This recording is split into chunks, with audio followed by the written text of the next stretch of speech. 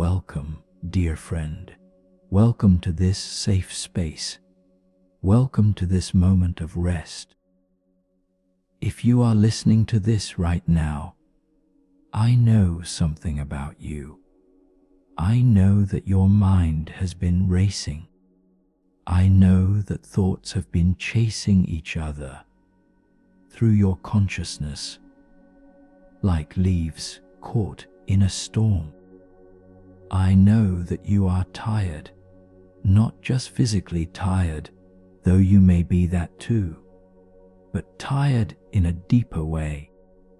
Tired of the constant thinking, tired of the worry, tired of the anxiety that seems to follow you everywhere.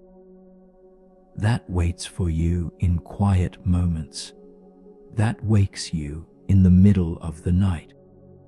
I want you to know something important right now before we go any further. You are not broken. You are not damaged. You are not weak because you struggle with anxiety.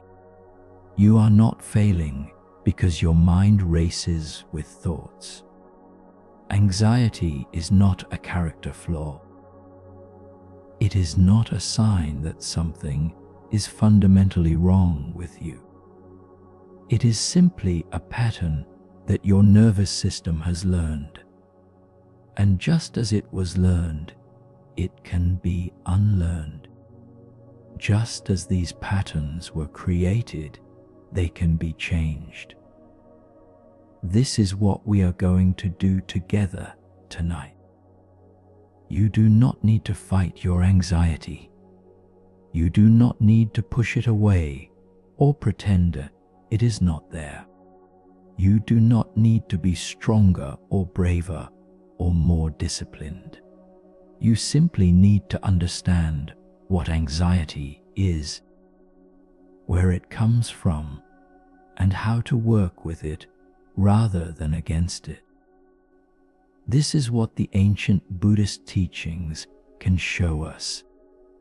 This is the wisdom that has helped countless people for thousands of years. And tonight, this wisdom is here for you. Take a deep breath with me right now. Breathe in slowly through your nose, filling your lungs completely. And breathe out slowly through your mouth, letting everything go. Good. One more time. Breathe in, drawing in peace and safety, and breathe out, releasing tension and fear. Beautiful. You are already doing the work. You are already here. You are already taking the first step toward freedom from anxiety. Tonight, I am going to guide you through a complete journey of anxiety relief, using ancient Buddhist wisdom combined with modern understanding of how the mind works. We are going to address the racing thoughts directly. We are going to calm your nervous system. We are going to give your mind something peaceful to focus on instead of spiraling into worry. And we are going to do all of this gently, with compassion, with patience, at a pace that feels safe for you. You do not need to try hard. You do not need to do this perfectly. You simply need to be here and allow the teachings and the practices to work on you. Let my voice be a guide. Let the ancient wisdom be a balm for your worried mind. Let this time be a sanctuary from the constant anxiety that has been weighing on you. Before we begin the deeper practices, I want to help you understand something crucial about anxiety. Anxiety is not the enemy. I know it feels like the enemy. I know it feels like something that is attacking you. something you need to defeat or overcome. But this very attitude of fighting against anxiety often makes it worse.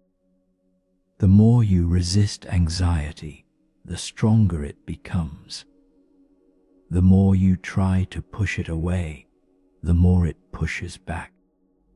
This is one of the great paradoxes of the mind. The Buddha taught about this paradox 2,500 years ago. He taught that suffering comes not just from pain itself, but from our resistance to pain. He taught that what we resist persists. What we fight against grows stronger. And so the path to freedom is not through fighting, but through understanding, through acceptance, through learning to be with our experience without adding extra suffering on top of it. Think about anxiety for a moment. What is it really at its core? Anxiety is your body's alarm system trying to protect you. Your nervous system is designed to keep you safe. When it perceives danger, it activates the fight or flight response. Your heart beats faster to pump blood to your muscles. Your breathing becomes quicker to supply more oxygen. Your mind becomes hyper-alert, scanning for threats. This is not a malfunction. This is your body doing exactly what it was designed to do. The problem is that in our modern world, this ancient alarm system often gets triggered by things that are not actually life-threatening dangers. A work deadline triggers the same response as a physical threat. A social situation activates the same alarm as a predator. A worried thought creates the same bodily reaction as real danger. Your body cannot tell the difference between an imagined threat and a real one. To your nervous system, anxiety about the future feels the same as danger in the present moment. And here is where the trouble compounds. When you feel anxiety rising, your mind tries to solve it by thinking. Your mind says, if I can just figure this out, if I can just plan for every possibility, if I can just think through all the scenarios, then I will be safe. And so you start thinking, and thinking, and thinking. But thinking about anxiety does not solve anxiety. In fact, it usually makes it worse. Because each worried thought triggers more anxiety in the body, which triggers more worried thoughts, which triggers more anxiety, creating a spiral that feels impossible to escape. This is the cycle that so many people are trapped in. Anxious thoughts create anxious feelings in the body. Anxious feelings in the body create more anxious thoughts. Round and round it goes, sometimes for hours, sometimes for days, sometimes for years. You are not stuck in this cycle because you are weak. You are stuck in this cycle because no one taught you how to break it. No one taught you that there is another way. The Buddhist teachings offer this other way, and it begins with a simple but profound shift in perspective. Instead of fighting anxiety, we learn to observe it. Instead of being consumed by anxious thoughts, we learn to witness them. Instead of identifying with the worry, we learn to see it as a temporary pattern moving through our awareness. We learn to be the sky rather than the clouds. We learn to be the ocean rather than the waves. We learn to rest as the awareness that notices anxiety rather than being the anxiety itself. This might sound abstract or philosophical, but tonight I am going to make it very concrete and practical. I am going to guide you step by step into this way of being, and I promise you it will bring relief.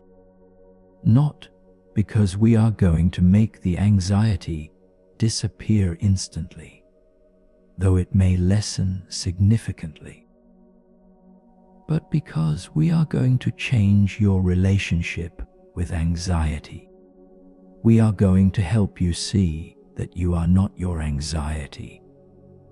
You have anxiety, yes, but you are something larger, something deeper, something that cannot be threatened by anxiety, because it is the very space in which anxiety arises. Let me share with you an ancient Buddhist teaching that changed my understanding of anxiety forever. There was once a student who came to the Buddha in great distress. This student was plagued by worried thoughts, by fears about the future, by anxiety that kept him awake at night. He said to the Buddha, "Master, my mind is like a house on fire. Thoughts race through it like flames. I cannot find peace. I cannot rest. Please tell me how to put out this fire." The Buddha looked at him with great compassion and said something surprising. He said, "Do not try to put out the fire." The student was confused. "But Master," he said, "if I do not put out the fire, it will consume me." And the Buddha smiled and said, "The fire you see is not real. These thoughts are not flames. This anxiety is not a house burning down. You are not in danger. You are having an experience of danger. But you yourself are not in danger. The house is not on fire. There are thoughts about fire. There are feelings of heat. But you, the one who is aware of all this, you are untouched. You are like the sky watching clouds that look like fire. The sky is never burned." The student sat with this teaching. He looked at his anxiety with new eyes, and slowly he began to see what the Buddha meant. His anxious thoughts were like a movie playing on a screen, dramatic and compelling and convincing, but not real in the way he had believed. He was the awareness watching the movie, not a character in the movie. And from this new perspective, from this place of witnessing awareness, the anxiety began to have less power over him. It did not disappear immediately, but it no longer controlled him. It no longer defined him. It became something he was aware of rather than something he was. This is the shift we are going to make tonight. This is the freedom that awaits you. Not freedom from having anxious thoughts, because thoughts are going to arise. That is what minds do. But freedom from being controlled by those thoughts. Freedom from believing every worried story your mind tells. Freedom from identifying with the anxiety as if it is who you are. Now, I want to guide you into your first practice for calming anxiety. This is a practice that the Buddha taught to his students who struggled with worried minds. It is simple, but profound. It is called the practice of noting, and it works by helping you create space between yourself and your anxious thoughts. Here is how it works. Instead of being lost in your thoughts, instead of following each worried thought down its rabbit hole, you are going to gently label what is happening. When you notice an anxious thought arising, you are simply going to say to yourself, silently and kindly thinking. That is all, just the word thinking. Or if you prefer, you can say thought or worrying. The exact word does not matter. What matters is that you are acknowledging the presence of thought without getting caught up in the content of the thought. This is crucial to understand. You are not trying to analyze the thought. You are not trying to solve the problem the thought is presenting. You are not trying to figure out if the worry is valid or invalid. You are simply noting that thinking is happening. This creates a tiny bit of space, a little gap of awareness, and in that gap, you are free. In that gap, you are not controlled by the thought. You are simply aware of it. Let us practice this together right now. Close your eyes if you have not already. Take a slow breath in and out. And now, just sit quietly for a moment and notice what thoughts are present. Do not try to stop thoughts.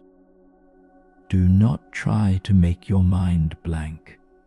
Simply notice what thoughts are here. And when you notice a thought, any thought, gently say to yourself, thinking, and then return your attention to your breath. Breathe in, breathe out. Notice another thought arising. Say to yourself, thinking, return to the breath. That is the entire practice, so simple and yet so powerful. Because each time you note a thought and return to the breath, you are training your mind in a new pattern. You are learning that you do not have to follow every thought.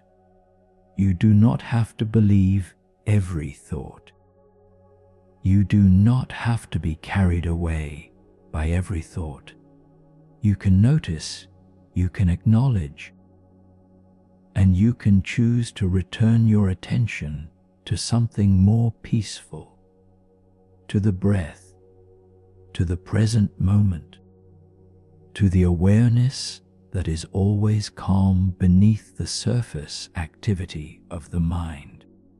Continue this practice now for a few moments on your own. I will be silent while you practice. Breathe. Notice thoughts. When a thought arises, gently say thinking. Return to the breath. Let this become a gentle rhythm. Breath, thinking, breath, thinking. No judgment, no frustration, just a kind and patient noting of what is. Practice this now. Beautiful. You are doing so well. Notice how even in just these few moments, there might be a slight sense of calm beginning to emerge. Not because the thoughts have stopped, but because you are not as tangled up in them. You are beginning to see them from a slight distance. You are beginning to touch that place of awareness that the Buddha spoke about. The place that is always peaceful, always still, always okay, no matter what thoughts or feelings are passing through. Now, I want to teach you a second practice that works beautifully with the first. This is called the practice of labeling emotions. Just as we noted thoughts, we are now going to note feelings, because anxiety is not just mental, it is deeply felt in the body. And when we learn to notice and name the bodily sensations of anxiety without being overwhelmed by them, we take away much of their power. Anxiety in the body might feel like tightness in the chest, or a knot in the stomach, or tension in the shoulders, or a racing heart, or shallow, quick breathing, or trembling, or a sense of pressure or heaviness. Whatever it feels like for you, we are going to learn to notice these sensations and simply name them, not to fix them, not to make them go away, but to acknowledge them with awareness and compassion.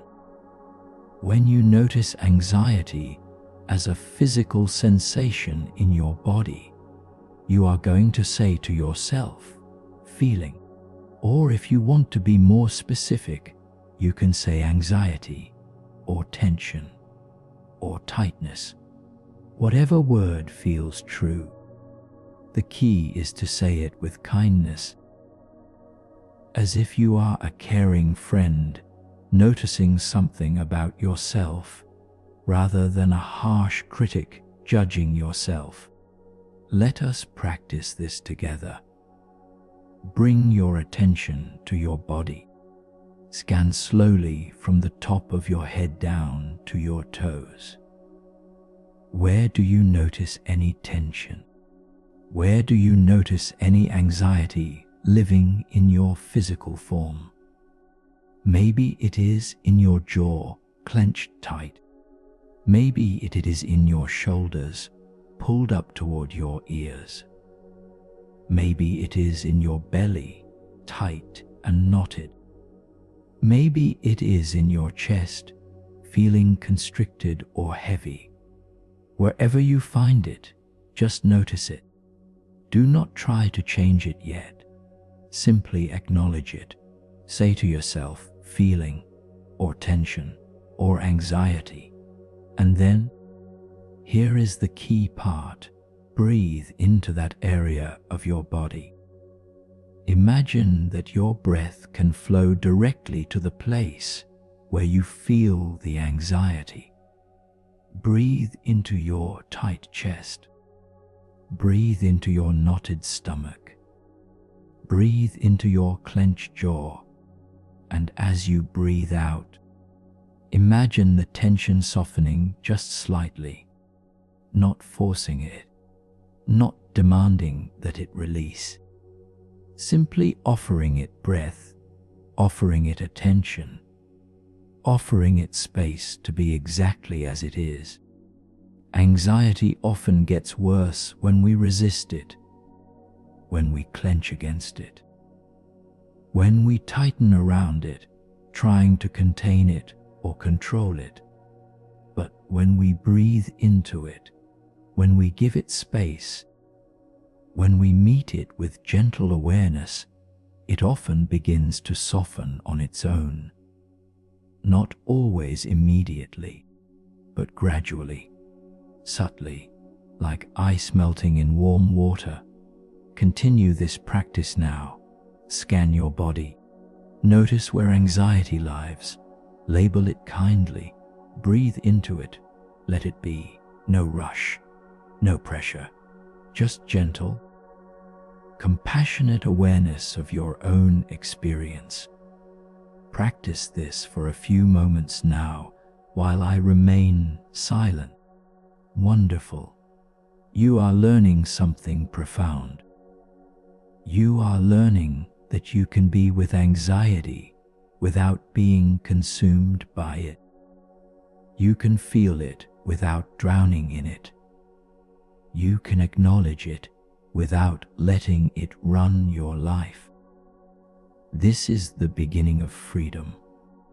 This is the beginning of peace.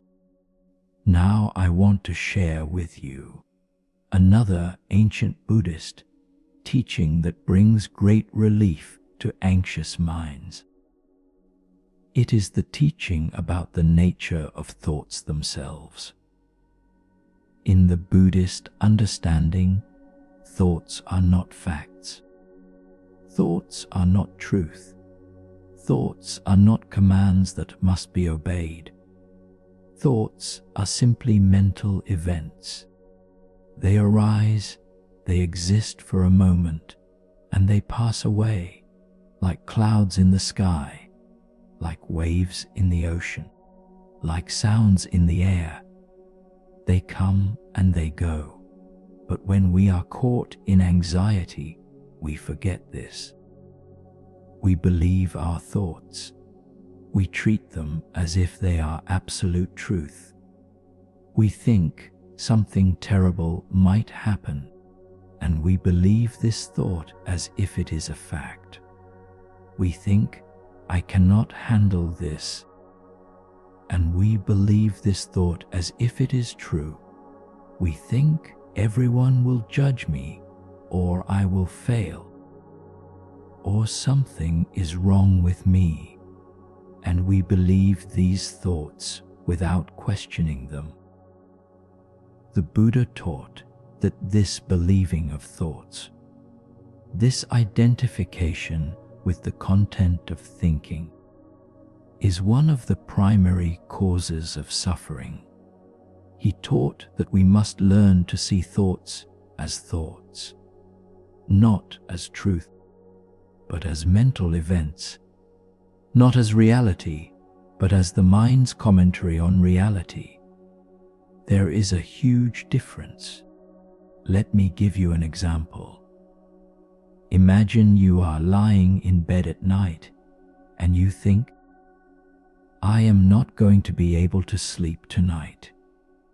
If you believe this thought, if you identify with it, you will feel anxious.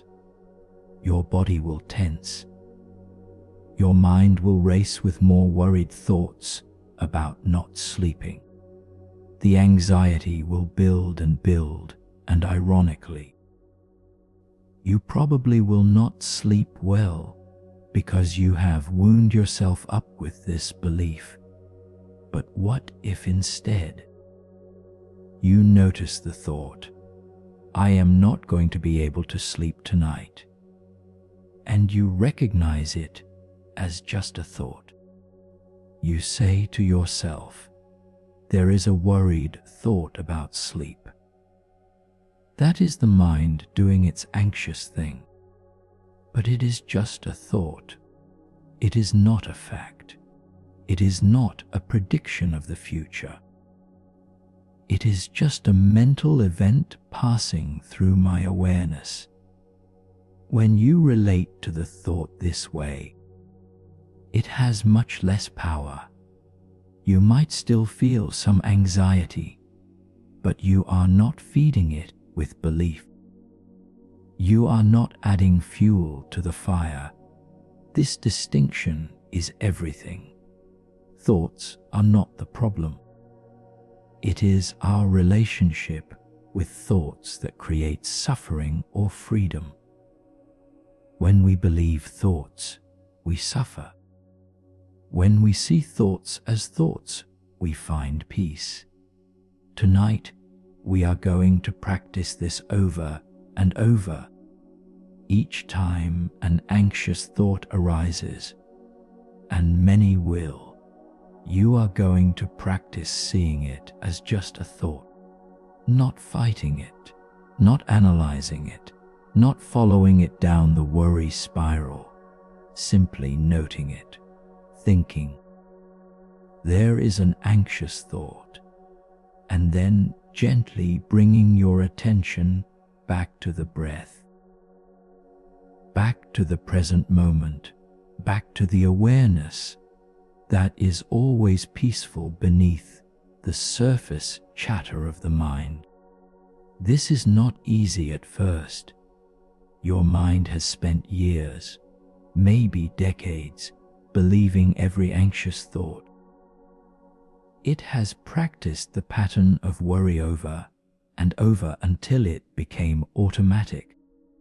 So now we are learning a new pattern. We are training the mind in a new way of relating to its own activity. And like any training, it takes patience. It takes repetition. But I promise you, it works.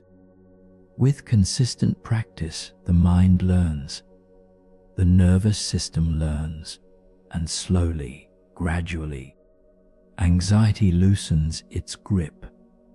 Now I want to guide you into a deeper relaxation of your body, because anxiety lives not just in the mind, but in the physical form. Your body has been holding tension, holding worry, holding fear, perhaps for a very long time. And tonight, we are going to help your body release some of this holding. We are going to give your nervous system permission to settle. We are going to signal to your body that it is safe to relax, safe to let go, safe to rest. Bring your attention to your feet. Notice your feet. Without moving them, simply feel them. Feel your toes. Feel your heels. Feel the soles of your feet. And as you bring awareness to your feet, imagine that any tension stored there is beginning to release. Imagine that your feet are becoming heavy and relaxed, sinking down, letting go. Feel this heaviness spreading through your feet. A pleasant, warm, relaxed heaviness. Your feet are completely at rest. Now bring your attention to your lower legs, your calves and shins. Notice any tightness here and breathe into this area. As you breathe in, imagine breath flowing into your lower legs. As you breathe out, imagine tension flowing out. Feel your lower legs becoming heavy, relaxed, at ease, completely supported by whatever surface you are resting on. Move your attention now to your knees and your thighs. Notice any tension in these large muscles. So often we hold stress in our legs without even realizing it. A readiness to run, to flee, left over from that fight or flight response. But tonight, you do not need to run. You do not need to flee. You are safe here. Let your knees soften. Let your thighs relax completely. Feel them becoming heavy. Feel them sinking down, releasing, letting go of all holding. Bring your awareness to your hips and your lower back. This is often a place where we store a great deal of tension and worry. Breathe deeply into your lower back, into your hips. Imagine that with each exhale, you are releasing tightness from this area. Feel your lower back spreading and softening against the surface beneath you. Feel your hips opening and relaxing, releasing, letting go. Move your attention to your belly, your stomach, your abdomen. This is where many people feel anxiety most strongly. That knot in the stomach, that tight, clenched feeling. place your hand on your belly if you like. Feel it rising and falling with your breath, and speak to your belly kindly. Tell it you can relax. You are safe. There is no emergency right now. You can soften and let go. Breathe deeply into your belly. Feel it expanding fully with each inhale. Feel it releasing completely with each exhale. If there is anxiety here, acknowledge it. Anxiety, I feel you. Thank you for trying to protect me. But right now, we are safe. Right now, we can rest.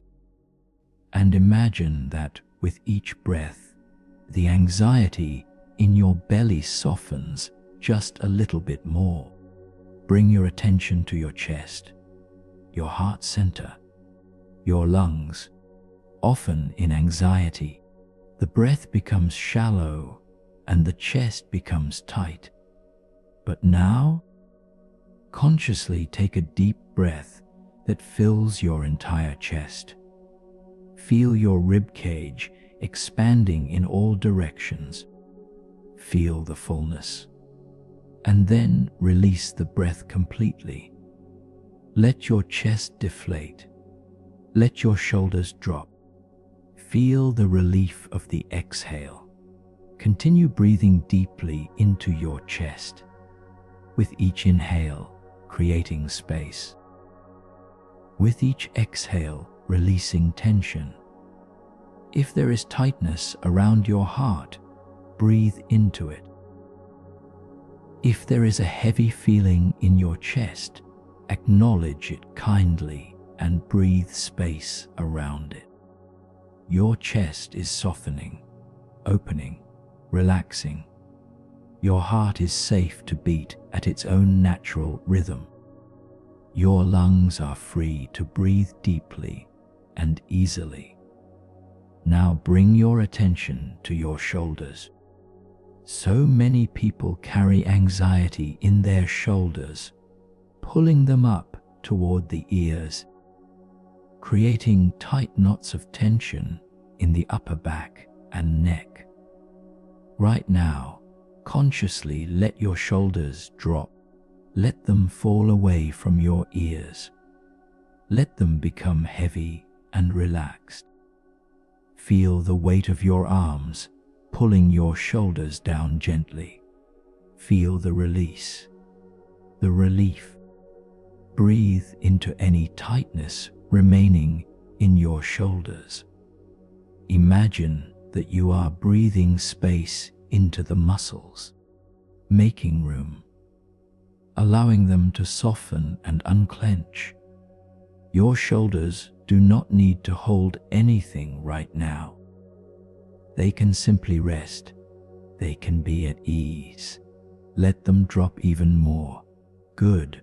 Move your attention to your arms. Your upper arms, your elbows, your forearms, your wrists, your hands, your fingers. Notice if there is any tension anywhere in your arms. Often we clench our hands without realizing it, or hold our arms tight against our body. But now, let your arms become completely limp, completely relaxed, like wet noodles hanging from your shoulders. Your hands can open and soften. Your fingers can uncurl and rest. Feel the heaviness in your arms. Feel them completely at ease. Bring your attention to your neck, your throat. This is often a place of held emotion, of words unspoken, of feelings suppressed. Breathe gently into your neck. Feel your throat softening. Feel any tightness releasing. Your neck does not need to hold anything right now. It can be soft and open and free. Gently roll your head from side to side if that feels good. Release any remaining tension. Let your neck settle into complete relaxation. Now bring your attention to your jaw, your mouth, your face. Anxiety often shows itself in a clenched jaw, tight lips, a furrowed brow. Right now, consciously soften your jaw. Let your teeth part slightly. Let your tongue rest softly in your mouth. Let your lips part just a little. Feel your jaw becoming loose and slack, completely relaxed. There is nothing to hold on to, nothing to clench against, just softness, just ease. Soften your eyes, even though they are already closed. Feel the tiny muscles around your eyes releasing. Feel your eyebrows smoothing out. Feel your forehead becoming smooth and soft and wide, like a still pond, like a clear sky. Any furrows, any tension lines melting away. Your entire face is relaxed, peaceful, at rest. And finally, bring your attention to the top of your head, the crown. Feel this area softening, opening, releasing any last bits of tension or holding. Your entire scalp is relaxed. Your whole head is at ease. Now take a moment to feel your entire body at once. From the top of your head to the tips of your toes. Notice how much more relaxed you feel than when we started. Notice how your body has begun to let go, to release, to rest. This is your body's natural state. This is what your nervous system wants to do when it feels safe. And right now, you are safe. Right now, you can rest. Right now, anxiety does not need to be in charge. Your body is deeply relaxed, heavy, sinking into complete rest. And from this place of physical relaxation, we are going to begin to work with the mind in even deeper ways. But for now, simply rest in this bodily ease. Simply feel the relief of releasing tension. Simply notice how good it feels to let go. Continue to breathe slowly and naturally. Each breath in brings peace. Each breath out releases worry. You are learning that you can find calm even in the midst of anxiety. You are discovering that beneath the racing thoughts and the worried feelings, there is a place of stillness that has always been there, a place that anxiety cannot touch, a place that is your true home. Now, I want to teach you one of the most powerful practices for working with anxiety in the moment when it arises. This is called the RAM practice, and it comes from the Buddhist tradition of working skillfully with difficult emotions. RAM is an acronym, and each letter represents a step in the process of meeting anxiety with wisdom and compassion. The R stands for recognize.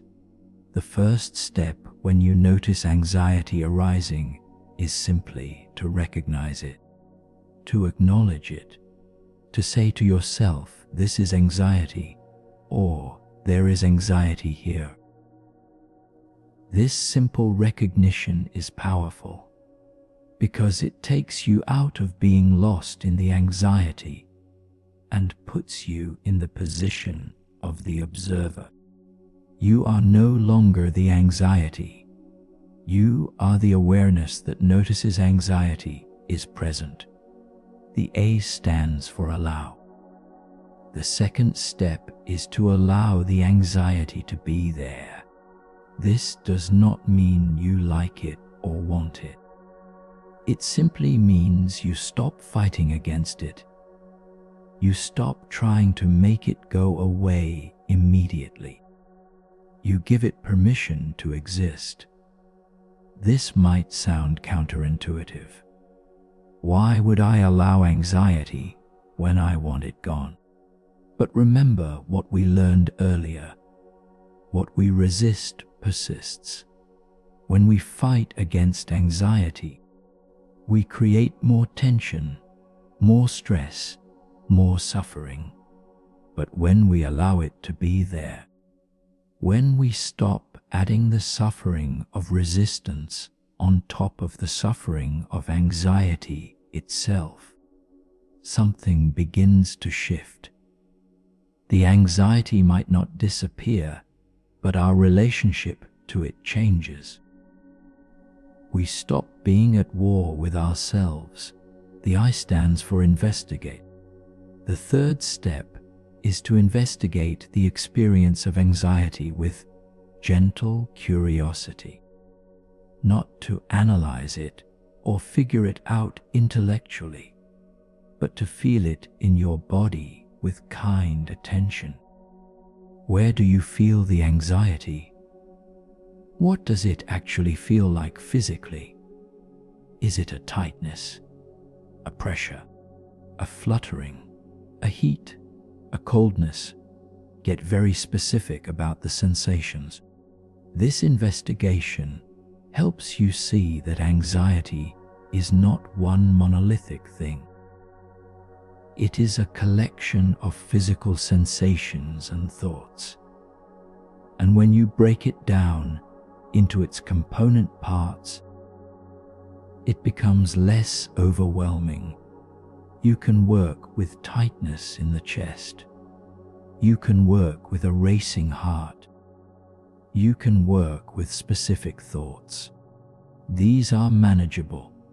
They are not the huge, undefined monster that anxiety feels like when we are lost in it. The N stands for nurture. The final step is to nurture yourself with compassion. To offer yourself the same kindness you would offer a dear friend who is struggling.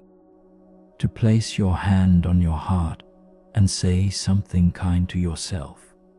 I am here. This is difficult, and I am here for you. You are not alone in this. You are doing your best. Whatever words feel right for you. This self-compassion is crucial. So often when we feel anxiety, we add shame on top of it. We judge ourselves for being anxious. We think we should be stronger. We criticize ourselves for struggling. But this only makes everything worse. What we need when we are anxious is not more criticism. We need compassion. We need gentleness. We need to be held in kindness. And we can offer this to ourselves. Let us practice RAIN together right now with any anxiety that might be present for you. First, recognize. Take a moment and notice if there is any anxiety in your experience right now. If there is, simply acknowledge it. Say to yourself, there is anxiety here, or I notice anxiety. Good. You have recognized it. Second, allow. Instead of trying to push the anxiety away, give it permission to be there. You might say to yourself, it is okay that this is here. I can allow this. I do not have to like it, but I can allow it. Feel the difference this makes. Notice how there might be a slight softening when you stop fighting. Third, investigate. Where do you feel the anxiety in your body? Get curious. Is it in your chest, your stomach, your throat? What does it feel like? Is it tight? Heavy, fluttery, hot, cold. Describe it to yourself with as much detail as you can. This is anxiety in my chest. It feels like a tightness, like a band wrapped around my rib cage. It is making my breathing shallow. Just notice. Just investigate with gentle curiosity. Fourth, nurture. Place your hand on your heart or on your belly, wherever feels comforting, and speak to yourself with kindness. You might say, I am here. I feel this anxiety, and I am here with myself. This is hard, and I am being so brave by staying present with it. I am not alone. Or whatever words feel true for you. Really feel the warmth of your own hand. Really sense your own compassionate presence. You are being held by yourself in this moment. You are not abandoned to the anxiety. You are here, taking care of yourself, being kind to yourself. This is RAI. Recognize, allow, investigate, nurture, and you can use this practice anytime anxiety arises. In the middle of the night when you wake with racing thoughts, in a moment of panic during the day, anytime. This is a portable practice, a tool you can carry with you always. And the more you practice it, the more natural it becomes. The more you practice meeting anxiety with awareness and compassion, the less power it has over you. Now I want to share with you a profound Buddhist teaching about the nature of worrying thoughts.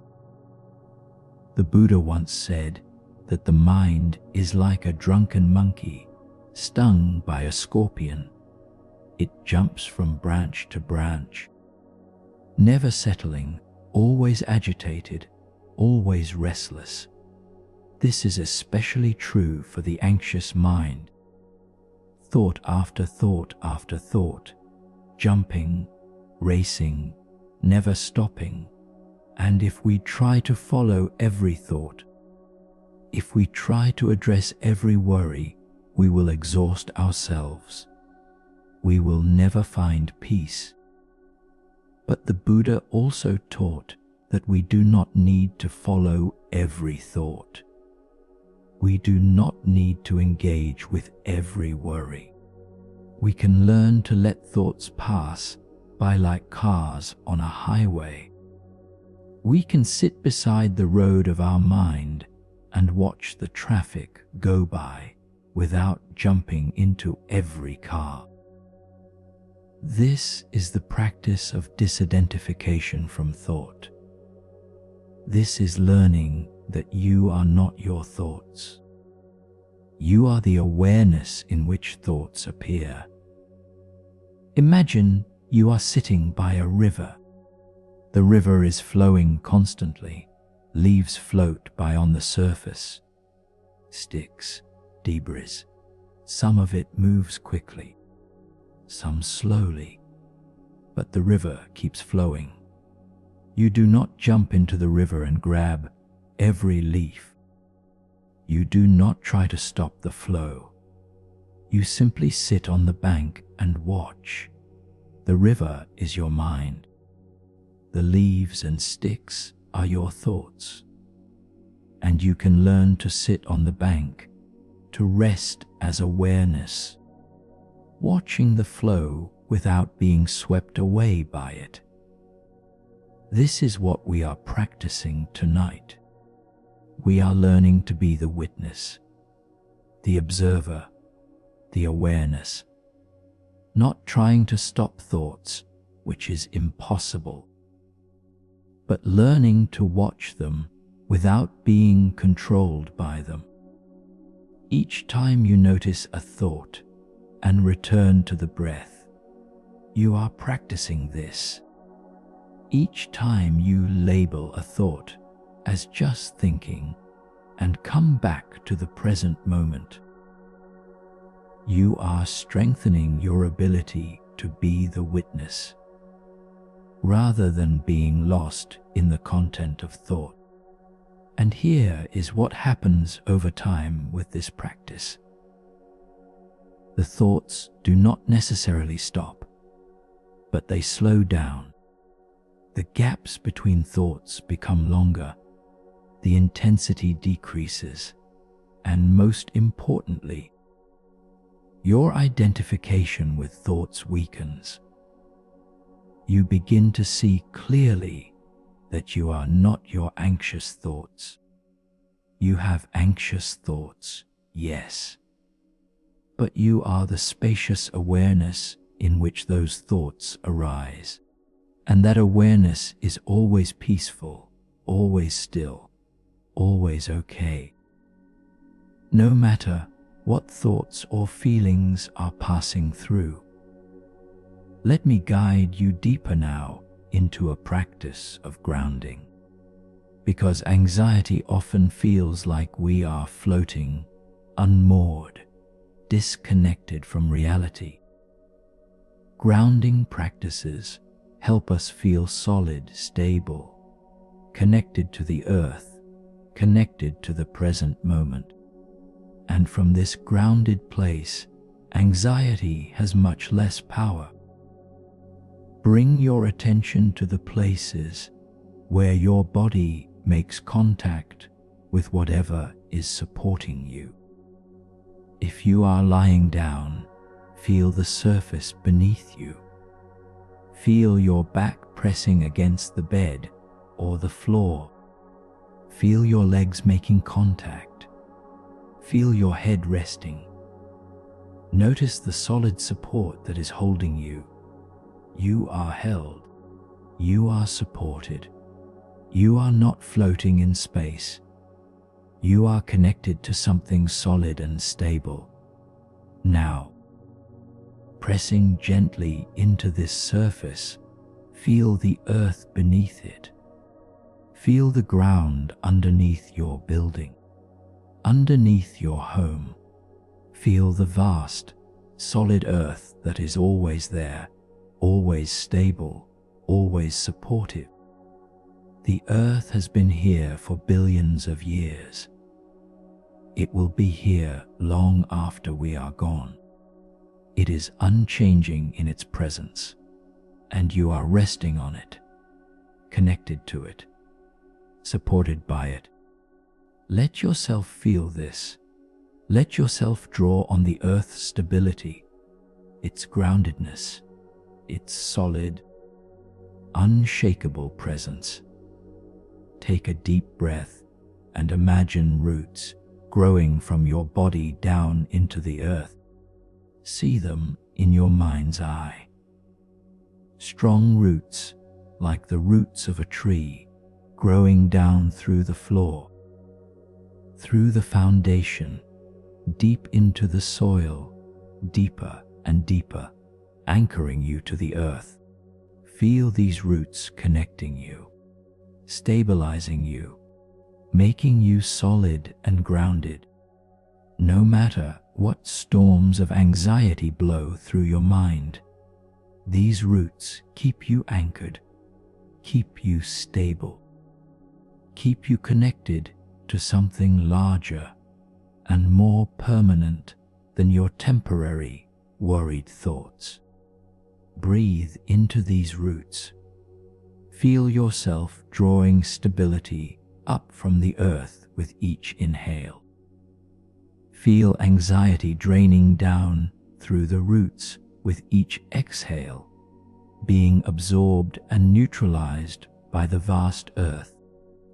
In and up, drawing in stability. Out and down, releasing anxiety into the earth where it is transformed. Continue this for several breaths, grounding, stabilizing, connecting.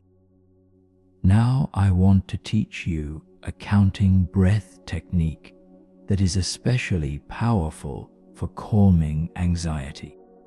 This technique comes from ancient yogic and Buddhist traditions, and it works by giving the mind something simple and repetitive to focus on, which interrupts the spiral of anxious thinking. It also helps regulate the breath, which directly calms the nervous system. Here is how it works.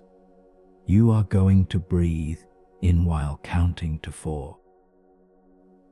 Then hold the breath gently for a count of 4. Then breathe out while counting to 4. Then hold the breath out for a count of 4. This is sometimes called box breathing or square breathing because each phase is equal. Like the 4 sides of a square, let us practice together. Breathe in through your nose for a count of 4. 1, 2, 3, 4. Hold the breath gently, not straining, for 4. 1, 2, 3, 4. Breathe out through your nose or mouth for 4. 1, 2, 3, 4. Hold the breath out, lungs empty but not gasping, for 4. 1, 2, 3, 4. Good. Let us do that again. In for 4. 1, 2, 3, 4. Hold for 4. 1, 2, 3, 4. Out for 4. 1, 2, 3, 4. Hold for 4. 1, 2, 3, 4. Beautiful. Continue this pattern on your own now. In for 4. Hold for 4. Out for 4. Hold for 4. Keep the counts even and smooth. If 4 feels too long or too short, you can adjust to 3 or 5, whatever feels comfortable. The key is to keep the 4 phases equal and to keep your attention on the counting. This gives your anxious mind a job to do that is not worrying.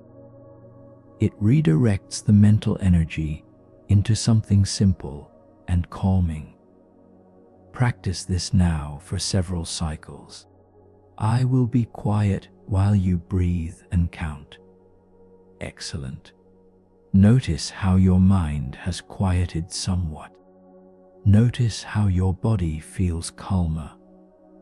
This is the power of working directly with the breath. The breath is the link between mind and body. When we change the breath, we change our state. When we slow and deepen the breath, the nervous system gets the message that everything is okay, that we are safe, that we can relax. This is not just a mental trick. This is physiology. This is how the body works.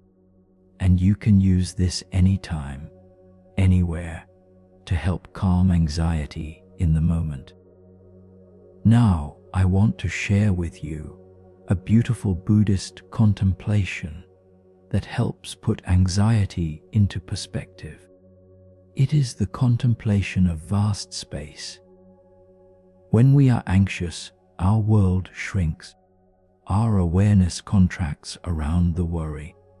The problem seems huge, all-consuming, the only thing that exists. But in reality, our worry is a tiny ripple in a vast ocean. Our problem is a small event in an enormous universe. This contemplation helps us remember this. It helps us zoom out and see the bigger picture. Close your eyes if they are not already closed, and imagine you can see yourself from above. See yourself lying here in this room in this moment. Now zoom out further. See the building you are in, the neighborhood around it, the city or town. Zoom out more. See your entire region, your country, your continent. Keep zooming out. See the whole planet Earth, this beautiful blue marble floating in space. See the vastness of the planet, the oceans, the mountains, the forests, the billions of people living their lives, each with their own worries and joys and struggles. Zoom out further still. See the Earth as part of the solar system. See the other planets orbiting the Sun. See the vast distances between them, the emptiness of space, and zoom out more. See our solar system as a tiny speck in the Milky Way galaxy. See the hundreds of billions of stars in our galaxy alone, and zoom out even more. See our galaxy as one of billions of galaxies in the observable universe, each galaxy containing billions of stars, each star potentially with its own planets. The scale is almost incomprehensible. The vastness is beyond our ability to truly grasp. And in all of this vast, ancient, enormous universe, here you are, right here, right now, with your particular worries and anxieties. See how small they seem from this perspective. Not to diminish your struggles, they are real, they matter, but to give them context, to help you see that you are part of something so much larger than your problems. You are held in a vast universe that has been unfolding for billions of years. Your anxious thoughts are not the center of reality. They are a tiny ripple in an infinite ocean. This perspective does not solve your problems, but it can help you hold them more lightly. It can help you see that whatever you are worried about, no matter how big it seems, is ultimately small in the grand scheme of things. This moment will pass. This worry will pass. Everything passes. In a universe this vast and ancient, our individual concerns are like grains of sand on an endless beach. Precious, yes. Real, yes. But not the whole story, not even close. Breathe into this vast perspective. Feel yourself held in the immensity of space and time. Feel how this takes some of the pressure off. You do not have to figure everything out right now. You do not have to solve every problem tonight. You can simply be here in this moment, breathing, resting, held by the universe. Part of the great unfolding that has been happening long before you arrived and will continue long after you are gone. There is something deeply relaxing about this, something that helps us let go. Now, gently bring your awareness back to your body, back to this room, back to this moment, but carry with you that sense of vast space, that perspective, that reminder that you are part of something much larger than your anxious mind. I want to end this first part of our journey together with a practice of gratitude, because gratitude is one of the most powerful antidotes to anxiety. When we are anxious, we are focused on what might go wrong, what we lack, what we fear losing. Gratitude shifts our focus to what is going right, what we have, what is good in our lives right now. This shift in attention can profoundly change our emotional state. So right now, Even if you are feeling anxious, I invite you to find 3 things you are grateful for. They do not have to be big things. In fact, sometimes the smallest things carry the most power. Maybe you are grateful for the bed you are lying in, for the roof over your head, for the fact that you have this time to rest.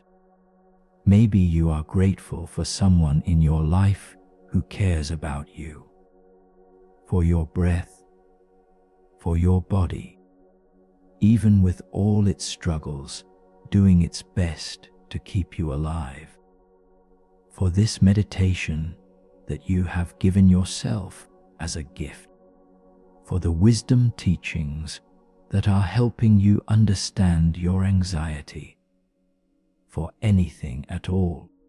Think of 3 things now. Feel them in your heart.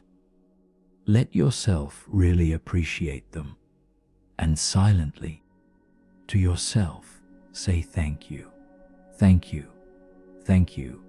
Let gratitude fill your chest. Let it soften your heart. Let it remind you that even in the midst of struggle, there is goodness. There is beauty. There is something to appreciate. This is not denying your anxiety. This is simply making space for something else to exist alongside it. And that something else can be gratitude. You have done beautiful work in this first part of our journey. You have learned practices for working with anxious thoughts and feelings. You have relaxed your body deeply. You have touched the perspective of vast space. You have practiced gratitude.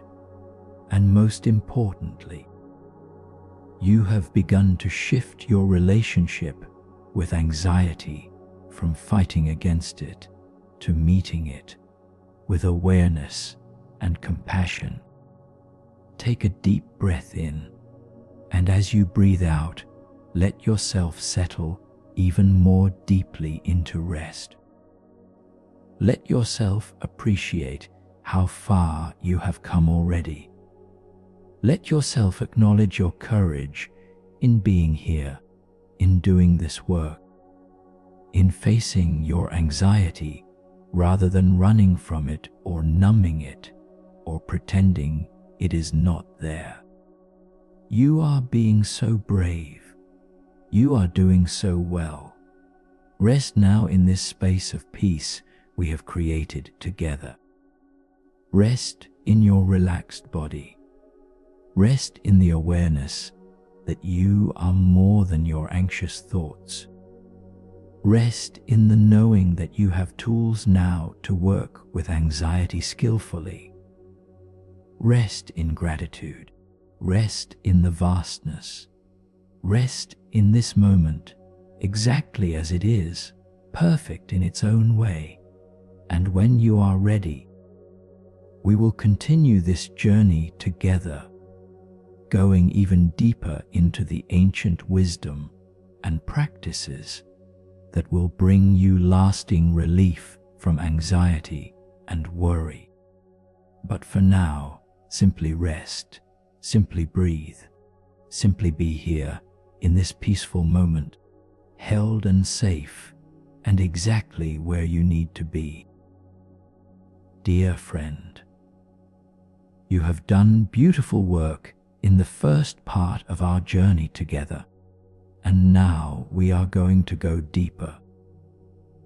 We are going to explore more of the ancient Buddhist wisdom that can transform your relationship with anxiety. We are going to learn practices that will serve you not just tonight, but for the rest of your life.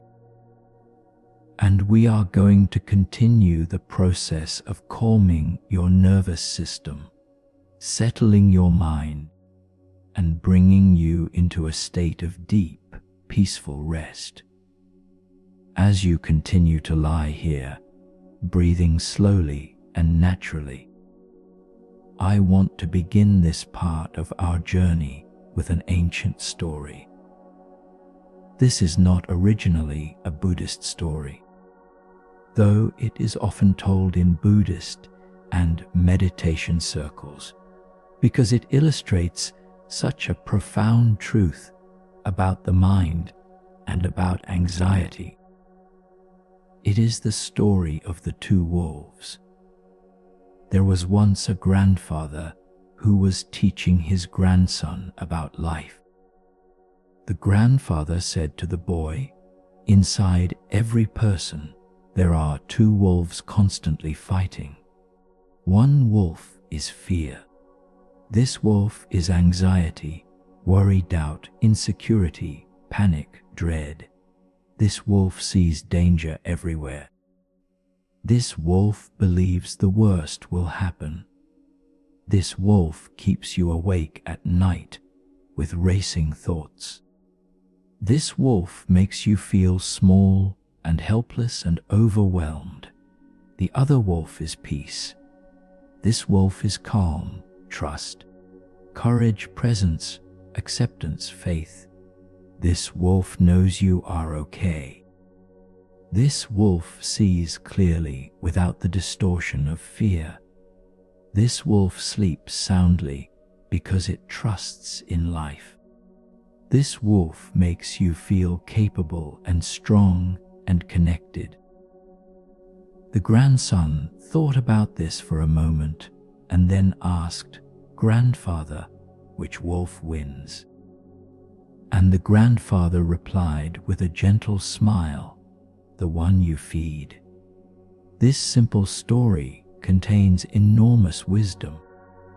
Inside your mind right now, these two wolves are present: the wolf of anxiety and the wolf of peace. And throughout your life, you have been feeding one or both of them through where you place your attention, through what thoughts you engage with, through what practices you do or do not do, through what you expose yourself to, through how you speak to yourself.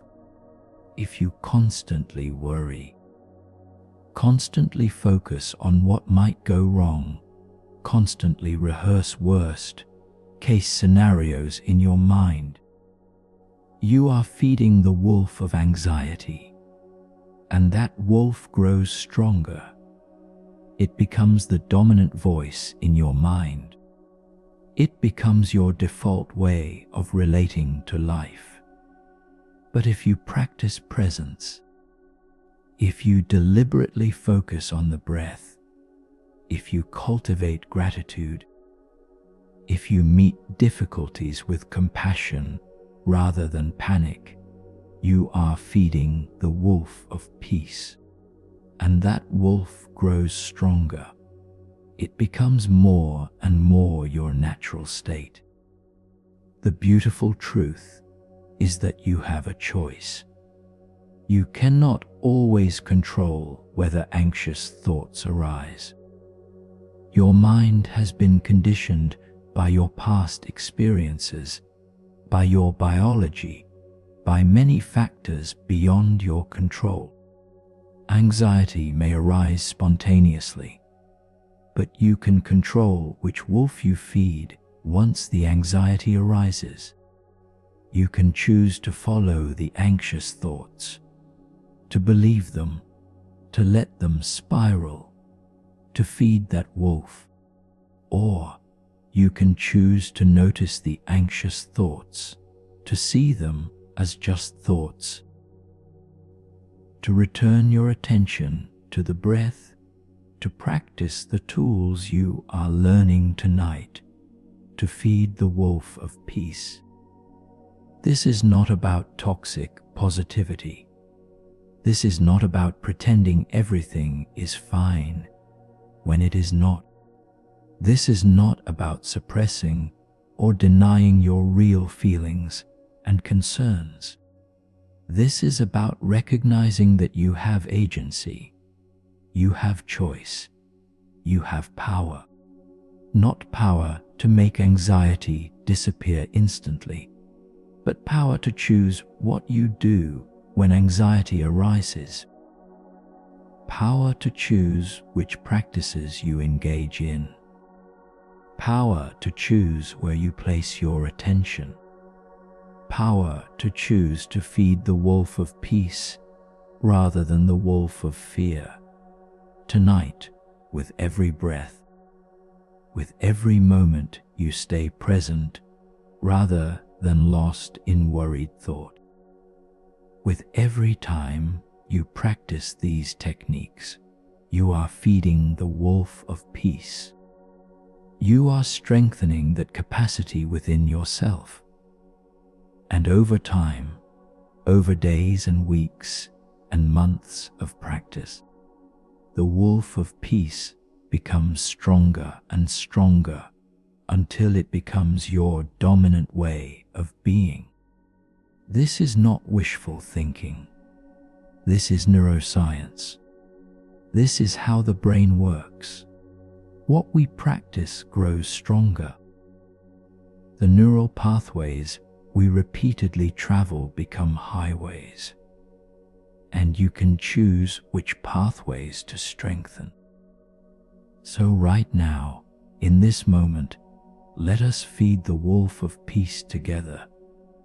Bring your attention to your breath, not trying to change it, not trying to make it deeper or slower, simply noticing it, feeling the gentle rise and fall of your chest or belly, feeling the air moving in and out of your nostrils.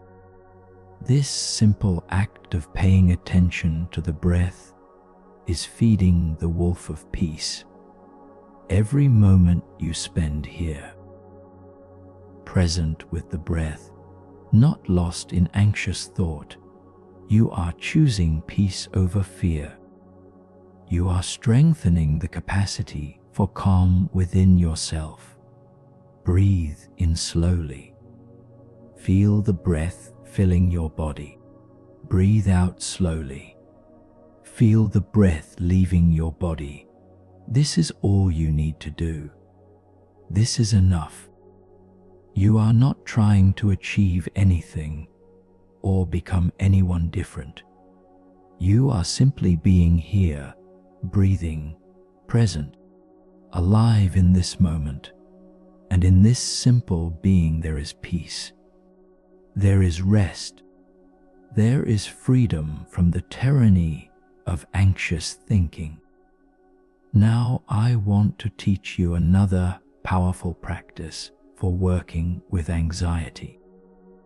This one comes directly from the Buddhist tradition and is called the practice of loving kindness, or metta in the ancient Pali language. You might wonder what loving kindness has to do with anxiety. The connection is profound. Anxiety is often accompanied by harsh self-judgment, by a sense of being defective or broken, by self-criticism and shame. We feel anxious, and then we feel bad about feeling anxious. We judge ourselves for not being able to handle things better. We compare ourselves to others who seem to have it all together. And this self-judgment creates a harsh, hostile internal environment that makes anxiety worse. Loving kindness practice counters this. It cultivates a warm, accepting, compassionate relationship with yourself. It helps you meet yourself with friendliness rather than criticism.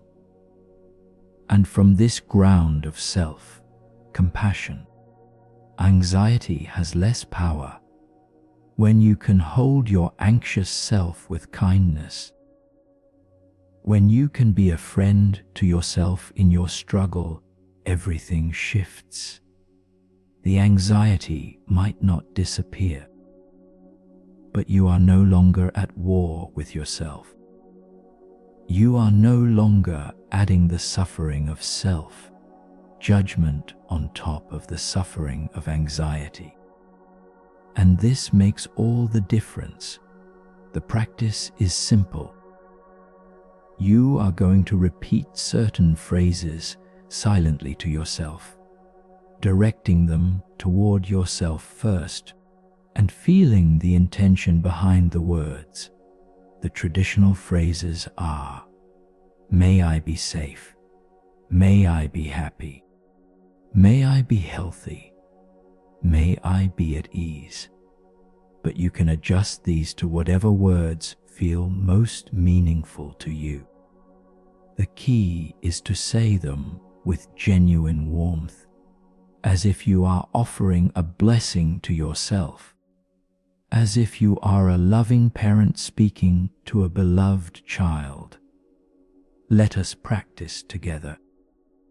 Place your hand on your heart if you like, as a gesture of self-care and tenderness. Feel the warmth of your hand. Feel your own caring presence. And now, silently repeat these phrases to yourself slowly, allowing time to feel each one. May I be safe. Pause and feel the wish for your own safety, your own protection. May I be happy. Feel the wish for your own happiness, your own joy, even in the midst of struggle. May I be healthy. Feel the wish for your own well-being, your own healing. May I be at ease. Feel the wish for your own peace, your own freedom from suffering. Repeat these phrases again. May I be safe. May I be happy. May I be healthy. May I be at ease. Let them sink in. Let yourself receive your own kindness. Let yourself be held by your own compassionate presence. This is not selfish. This is essential. You cannot offer genuine kindness to others if you are harsh and judgmental with yourself. Self-compassion is the foundation, and it is especially important when you are struggling with anxiety. You need to be your own best friend right now, not your own worst critic. Continue repeating these phrases for a few more cycles on your own. May I be safe. May I be happy. May I be healthy.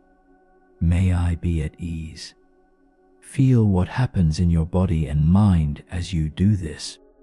Notice if there is any resistance. Sometimes we resist being kind to ourselves because we believe we do not deserve it, or because we think we need to be hard on ourselves to improve. But this is a lie. Harshness does not lead to growth. Compassion does. So gently, persistently, continue offering yourself these words of loving kindness. May I be safe. May I be happy. May I be healthy. May I be at ease. Beautiful. Notice how this feels different from the state of anxious self-criticism. Notice how your body might soften. Notice how your heart might feel a little warmer, a little more open. This is the power of loving kindness, and you can practice this anytime, anywhere. When you wake in the night with anxiety, place your hand on your heart and silently offer yourself these phrases. When you are in the grip of worry during the day, pause and speak to yourself with kindness. This practice is portable. It is always available, and it works. Now I want to guide you into a deeper understanding of where anxiety comes from and why it persists. The Buddha taught that much of our suffering comes from what he called the three poisons: greed, hatred, and delusion. In the context of anxiety, delusion is particularly relevant. Delusion means we are not seeing clearly. We are seeing through the filter of fear rather than seeing reality as it is. Anxiety is a form of delusion because it makes us believe things that are not true. Anxiety says you are in danger when you are actually safe. Anxiety says you cannot handle this when you actually can. Anxiety says the worst will happen when most often it does not. Anxiety says you are alone when you are actually connected. Anxiety says you are broken when you are actually whole. These are all forms of delusion. They are distortions of reality created by the anxious mind. The Buddha taught that the antidote to delusion is clear seeing, is wisdom, is seeing things as they actually are rather than through the lens of fear. And how do we develop this clear seeing? Through mindfulness, through presence, through the practices we are doing tonight. When you bring your full attention to this present moment, when you notice what is actually happening right now, rather than being lost in worried thoughts about the future, you begin to see clearly, and most of the time, what you see is this right now. In this moment, you are okay. Right now, you are breathing. Right now, you are safe. Right now, there is no emergency. Anxiety lives in the future. It is always about what might happen. What if this goes wrong? What if that happens? What if I fail? What if they judge me? What if I cannot handle it? Notice that every anxious thought is about the future, about something that has not happened yet and may never happen. But the future is not real. The future is a mental construct. The only thing that is real is this present moment. And when you bring your full attention to this present moment, when you really look clearly at what is happening right now, anxiety loses its grip because it has nothing to feed on. It cannot exist in the present. It can only exist when you leave the present and project into an imagined future. This is why all of the practices we are doing tonight emphasize presence, awareness of breath, awareness of body, awareness of sounds, awareness of sensations. All of these are happening now. And when you are fully here, fully present, anxiety cannot maintain its hold. It might arise briefly, but it cannot spiral because you are not feeding it with projection into the future. You are staying here, grounded in what is actually real, which is this moment. Let me guide you into a practice of radical presence right now. We are going to bring awareness to everything that is happening in this immediate moment, without interpretation, without story, without projection. Just pure noticing of what is, right now, in this moment. Notice the sensation of your body against the surface beneath you. Feel the contact points. Feel the support. This is real. This is happening now. Right now, notice the sensation of breath moving in and out. Feel the air at your nostrils or the movement in your chest. This is real. This is happening now. Right now, notice any sounds you can hear, my voice, silence, sounds in your environment. Just hear them without needing to identify them or label them. This is real. This is happening now. Right now. Notice the quality of the darkness behind your closed eyelids. Notice any colors or patterns you see. This is real. This is happening now. Right now, notice any physical sensations in your body. Temperature, tingling, pressure, comfort or discomfort. Just feel what is there without trying to change it. This is real. This is happening now. Right now, notice your emotional state. Whatever is there without judgment. Maybe calm, maybe still some anxiety, maybe neutral. Just notice. This is real. This is happening now. And in this moment. Right now, with all of this that is actually real and present, notice, are you okay? Not in some imagined future. Not in your worried thoughts. But right here, right now, in this actual moment, are you okay? The answer is almost always yes. Right now, you are okay. You are breathing. You are here. You are alive. You are safe enough. You are okay. This is the practice of coming back to now. And every time you do this, every time you check in with what is real right now, rather than what your anxious mind is projecting, you will find that in this moment you are okay.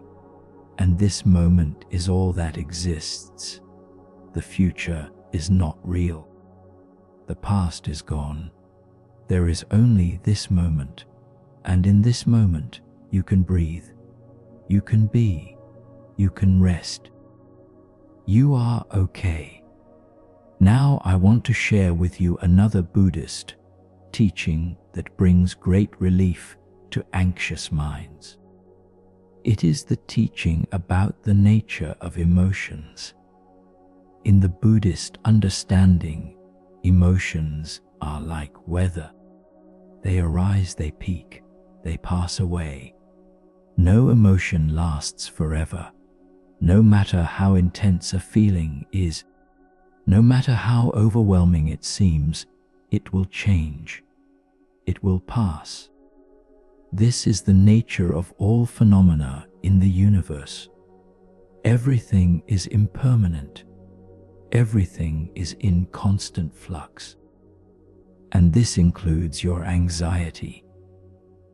When you are in the grip of intense anxiety, it feels like it will last forever. It feels permanent. It feels like you will never feel calm again. But this is an illusion. This is the anxious mind's lie. The truth is that this anxiety will pass, maybe in minutes, maybe in hours, but it will pass. Because everything passes.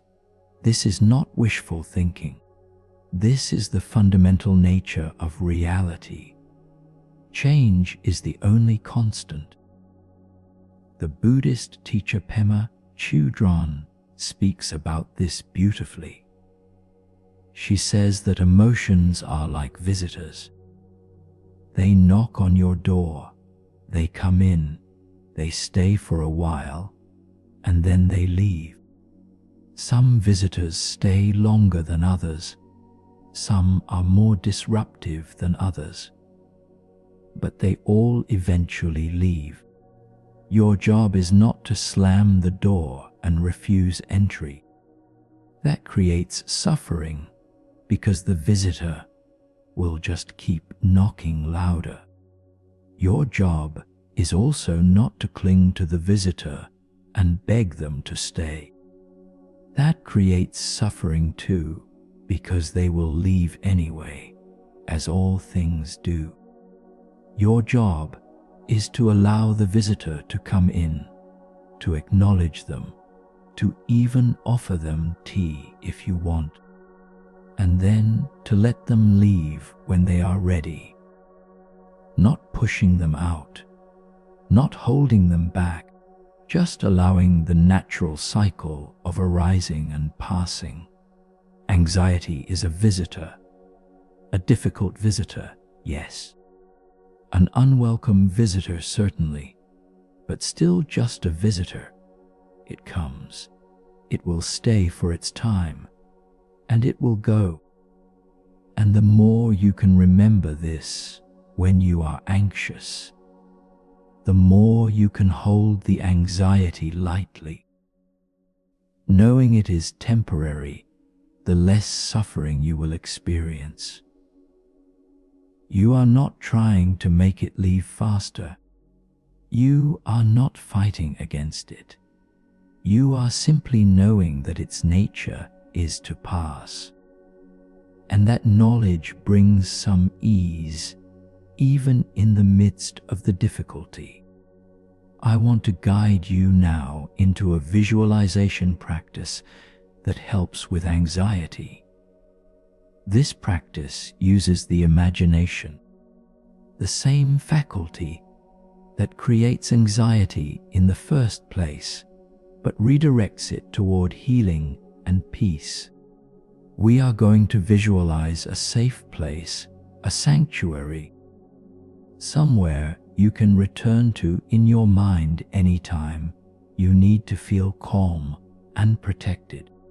Close your eyes if they are not already closed. Take a deep breath. And now, imagine a place where you feel completely safe. This might be a real place you have been to. A beach, a forest, a mountain room in your home, or it might be an entirely imagined place. A garden, a temple, a cave of light, wherever feels most safe and peaceful to you. This is your place. You create it however you want. There is no right or wrong. See this place in your mind's eye. Look around. What do you see? Are there trees? Water, mountains, buildings, sky? Fill in the details. Make it vivid. What colors do you see? What shapes? Let this place come alive in your imagination. Now notice what you hear in this safe place. Is there birdsong? The sound of waves? Wind in the trees? Silence? Add the sounds that make it feel peaceful and safe to you. Notice what you feel. Is there warmth from the sun? A gentle breeze? The softness of grass or sand beneath you? Add the sensations that make it feel real and comforting. Notice any scents. The salt air of the ocean, the scent of pine trees, flowers, fresh earth. Engage all of your senses to make this place as real as possible. And now, in this safe place, find a spot where you can rest. Maybe it is a soft patch of grass, maybe a comfortable chair, maybe a bed of moss. Settle into this spot. Feel yourself supported. Feel yourself held. Know that in this place, nothing can harm you. In this place, you are completely safe. This is your sanctuary. And now, still in your imagination, Invite a sense of protection into this space. Maybe you imagine a warm, golden light surrounding your safe place, like a protective bubble that nothing negative can penetrate. Maybe you imagine guardian beings standing watch. Maybe you imagine high walls or a force field. Whatever symbolizes safety and protection to you, add it to your visualization. Make this place completely secure, completely safe, impenetrable by fear or harm. Rest here now in your safe place. Breathe in the peace. Breathe out any remaining tension. Feel the absolute safety. Feel the complete permission to relax. No danger can reach you here. No anxiety can touch you here. You are held. You are protected. You are safe. Know that you can return to this place anytime you need to. It exists in your mind. It is always available.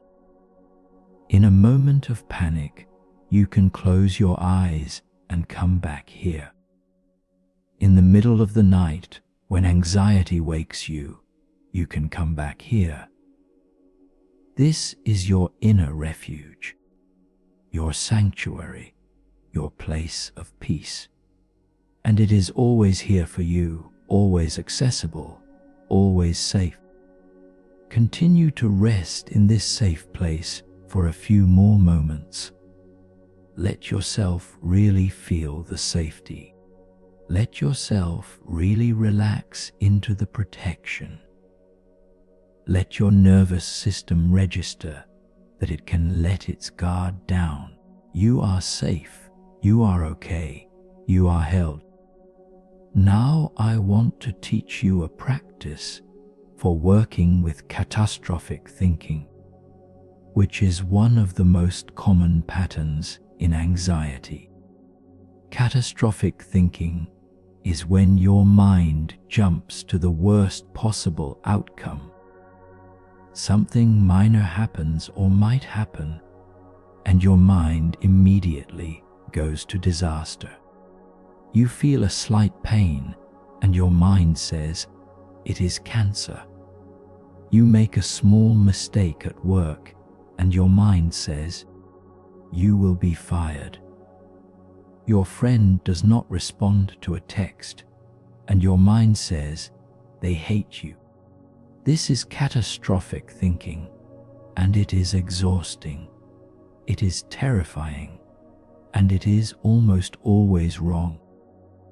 The Buddha would say that this catastrophic thinking is a form of adding suffering on top of suffering.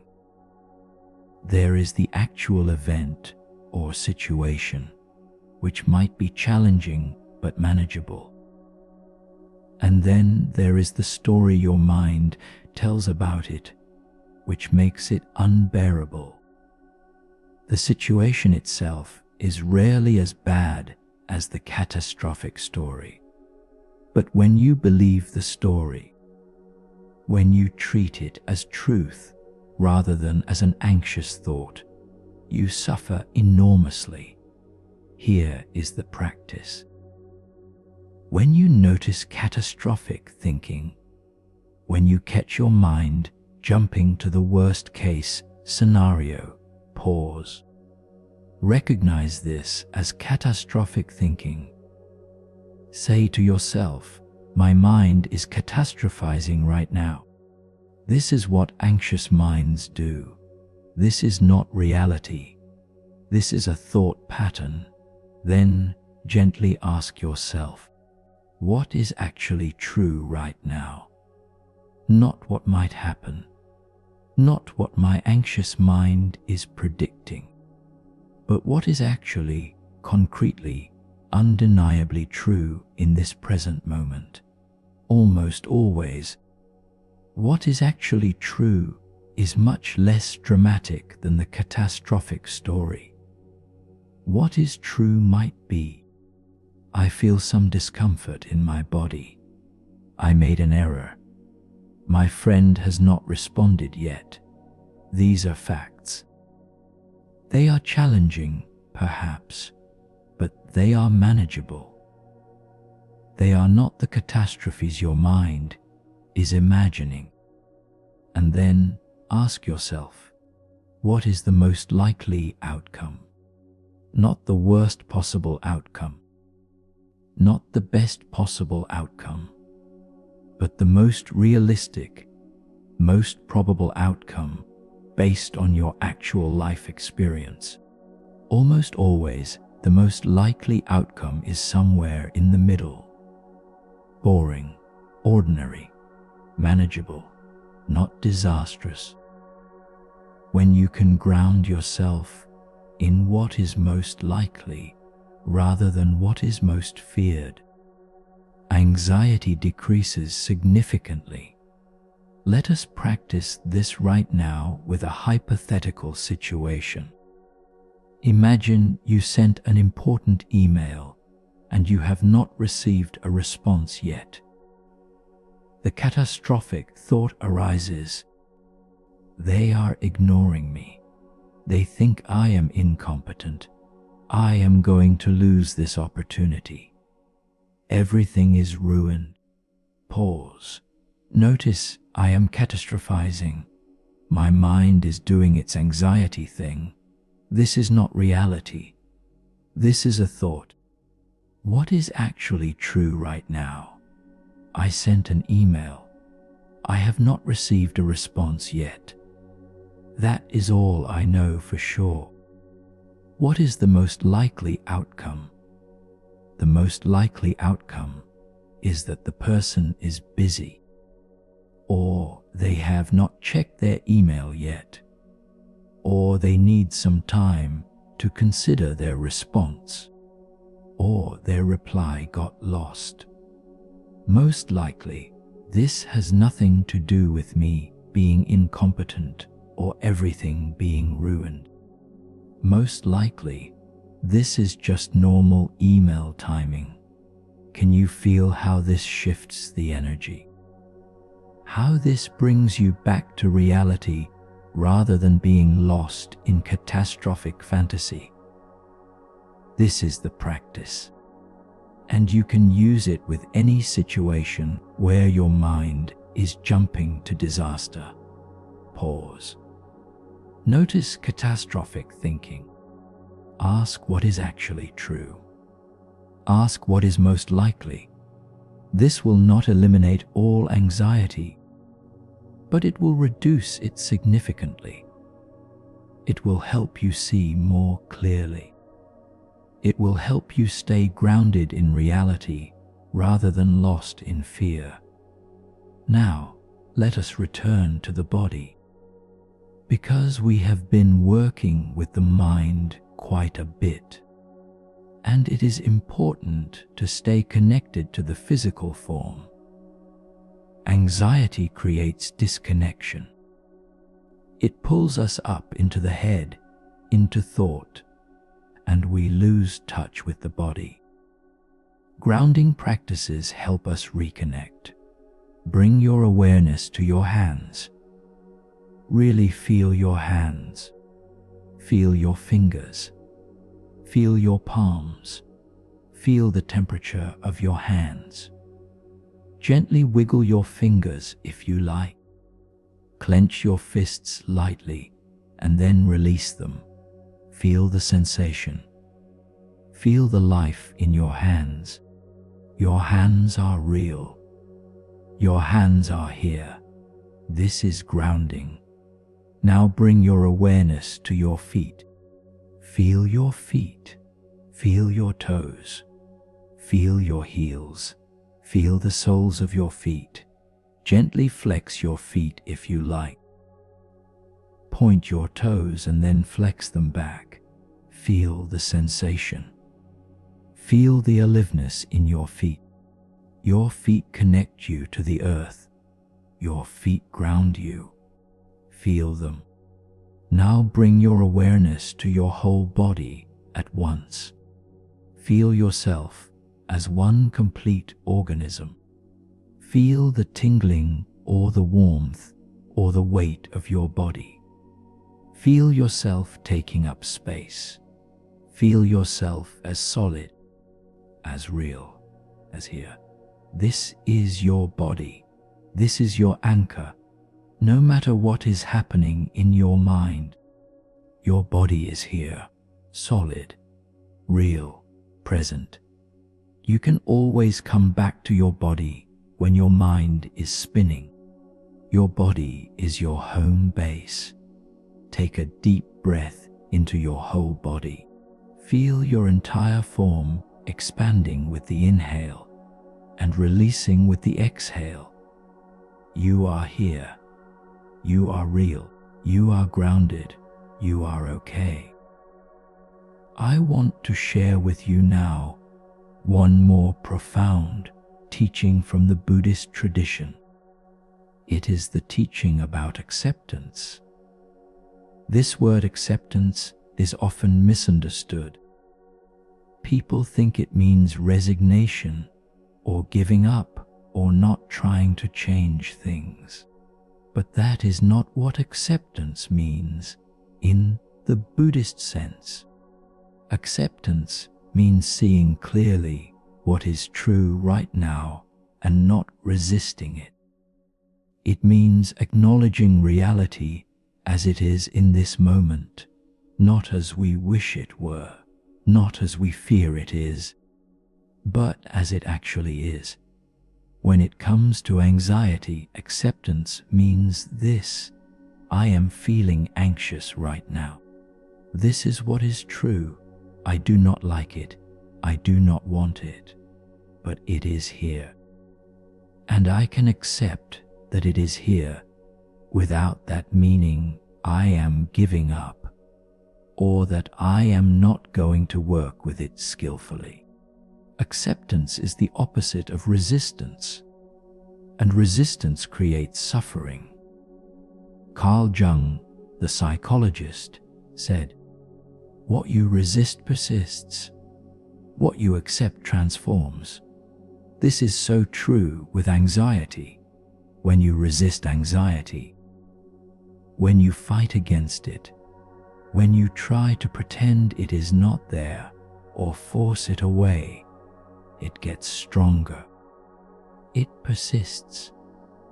But when you accept that it is there, when you acknowledge it without adding the layer of resistance, something shifts. The anxiety might not disappear immediately, but your relationship to it changes. And that changes everything. Acceptance does not mean you like the anxiety. Acceptance does not mean you want it to stay. Acceptance simply means you acknowledge the truth of this moment. There is anxiety present. And from this place of accepting what is true, you can then work with it skillfully using all the practices you are learning tonight. But you cannot work with something skillfully if you are simultaneously denying it is there or fighting against its existence. You have to first accept what is, and then you can respond with wisdom and compassion. So right now, if there is any anxiety still present in your experience, practice acceptance. Say to yourself, there is anxiety here right now. I feel it. I acknowledge it. I am not going to fight against it or pretend it is not there. I accept that this is my experience in this moment, and I can meet this experience with compassion and with the tools I am learning. Feel what happens when you do this. Feel how there might be a subtle relaxation, a softening, a sense of not being at war with yourself anymore. This is the power of acceptance. This is the beginning of transformation. You have done such beautiful work in this part of our journey together. You have learned about the two wolves and about feeding the wolf of peace. You have practiced loving kindness toward yourself. You have understood the temporary nature of emotions. You have created a safe place in your mind. You have learned to work with catastrophic thinking. You have grounded yourself in your body, and you have practiced acceptance of what is. All of these are powerful tools. All of these are feeding the wolf of peace. All of these are helping to shift your relationship with anxiety from fear and resistance to understanding and compassion. You are doing profound work. You are changing the patterns of a lifetime. You are learning to be free.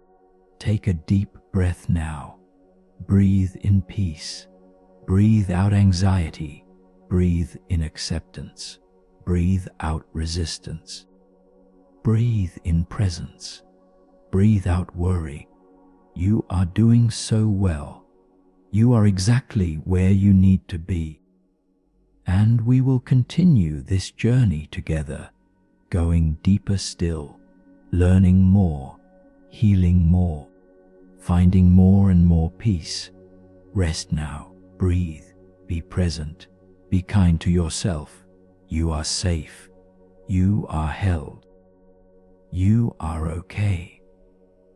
Now I want to guide you deeper into understanding the mechanics of anxious thinking. Because when you understand how something works, you have more power to work with it skillfully. The anxious mind has certain predictable patterns. It is not random chaos, even though it feels that way. There are specific thinking traps that the anxious mind falls into again and again. And when you can recognize these traps, you can learn to step out of them. One common trap is called all or nothing thinking.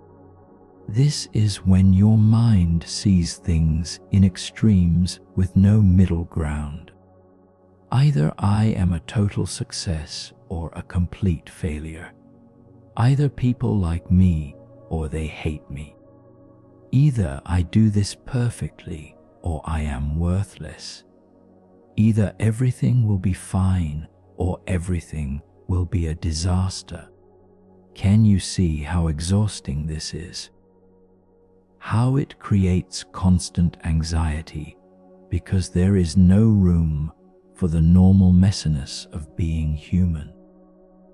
Real life exists in the middle ground. Most things are neither perfect nor terrible. They are somewhere in between. And when you can remember this, when you can catch yourself thinking in extremes and gently remind yourself that reality is more nuanced, you free yourself from unnecessary anxiety. Another trap is called mind reading. This is when you assume you know what other people are thinking about you, and you assume it is negative. They think I am stupid. They are judging me. They do not like me. But the truth is, you do not know what other people are thinking. You cannot read minds, and most of the time, people are not thinking about you at all because they are too busy thinking about themselves and their own concerns. When you catch yourself mind reading, remind yourself, I do not know what they are thinking. And that is okay. I do not need to know. I can focus on what I actually do know, which is what I am thinking and feeling and doing. Another trap is fortune telling. This is when you predict the future, and you predict that it will be negative. I know I am going to fail. This is never going to work out. Something bad is definitely going to happen. But you do not know the future. No one does. The future has not happened yet. And when you realize that your catastrophic predictions are just thoughts, just the anxiety trying to protect you by preparing you for the worst, you can hold them more lightly. You can say, that is an anxious prediction. Maybe it will happen. Maybe it will not. But I do not need to believe it as fact right now. Understanding these thinking traps, these cognitive distortions, as psychologists call them, is powerful. Because once you can name them, once you can say, oh, I am doing all or nothing thinking right now, or I am mind reading, or I am fortune telling, you create distance from the thought. It becomes less convincing. It becomes just another pattern of the anxious mind, rather than the truth about reality. So practice noticing these patterns. When an anxious thought arises, ask yourself, is this all or nothing thinking? Am I assuming I know what someone else is thinking? Am I predicting a negative future as if it is certain? Just the act of asking these questions helps you see more clearly, helps you not be so captured by the anxious thoughts. Now let me teach you a practice for the physical sensations of anxiety, because anxiety is not just mental. When you feel anxiety rising in your body, when you feel that tightness, or that racing heart, or that knot in your stomach, you can use what is called the STIO practice. This acronym helps you remember the steps. S stands for stop. When you notice anxiety rising in your body, pause whatever you are doing. Literally stop moving if you can. This break in momentum is important. It signals to your nervous system that you are taking charge, that you are responding rather than just reacting. T stands for take a breath. Take a slow, deep breath. Fill your lungs completely. Hold for a moment, and then release the breath slowly and fully. This activates your parasympathetic nervous system, the rest and digest system that counters the fight or flight response. One breath can begin to shift your physiology. O stands for observe. Notice what you are experiencing without judgment. Notice the thoughts. Notice the physical sensations. Notice the emotions. Just observe with curiosity and compassion. What is anxiety feeling like in my body right now? What thoughts are present? What emotions are here? This observation creates space. It helps you not be so identified with the anxiety. P stands for proceed. Then, proceed with intention. Do not just react automatically to the anxiety. Choose your response. Maybe you choose to practice the breathing technique you learned. Maybe you go back to your safe place visualization. Maybe you repeat your loving, kindness phrases. Maybe you simply continue with what you were doing, but with more awareness and more self-compassion. The key is that you are proceeding with choice, with consciousness, rather than being driven by the anxiety. Stop, take a breath, observe, proceed.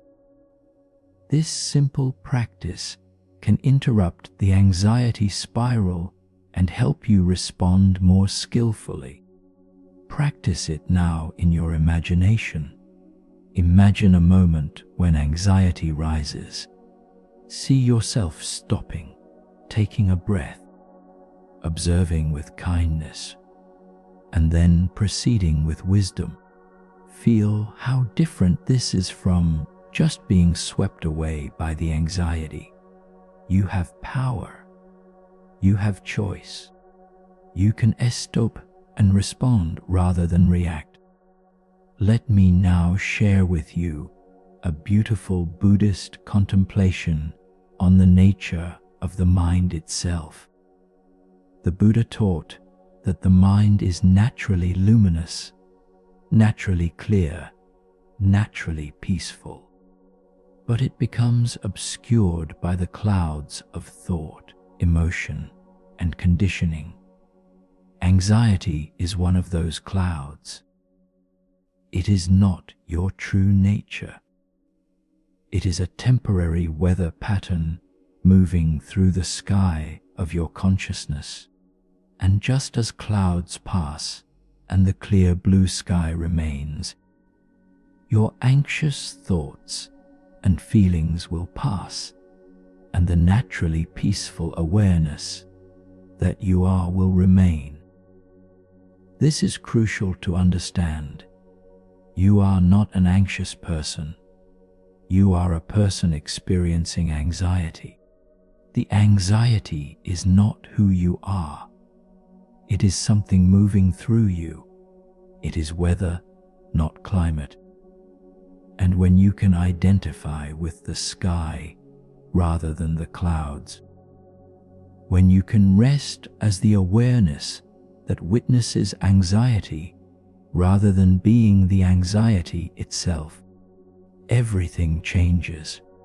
The anxiety might still be there, but you are not drowning in it. You are the vast space in which it arises and passes.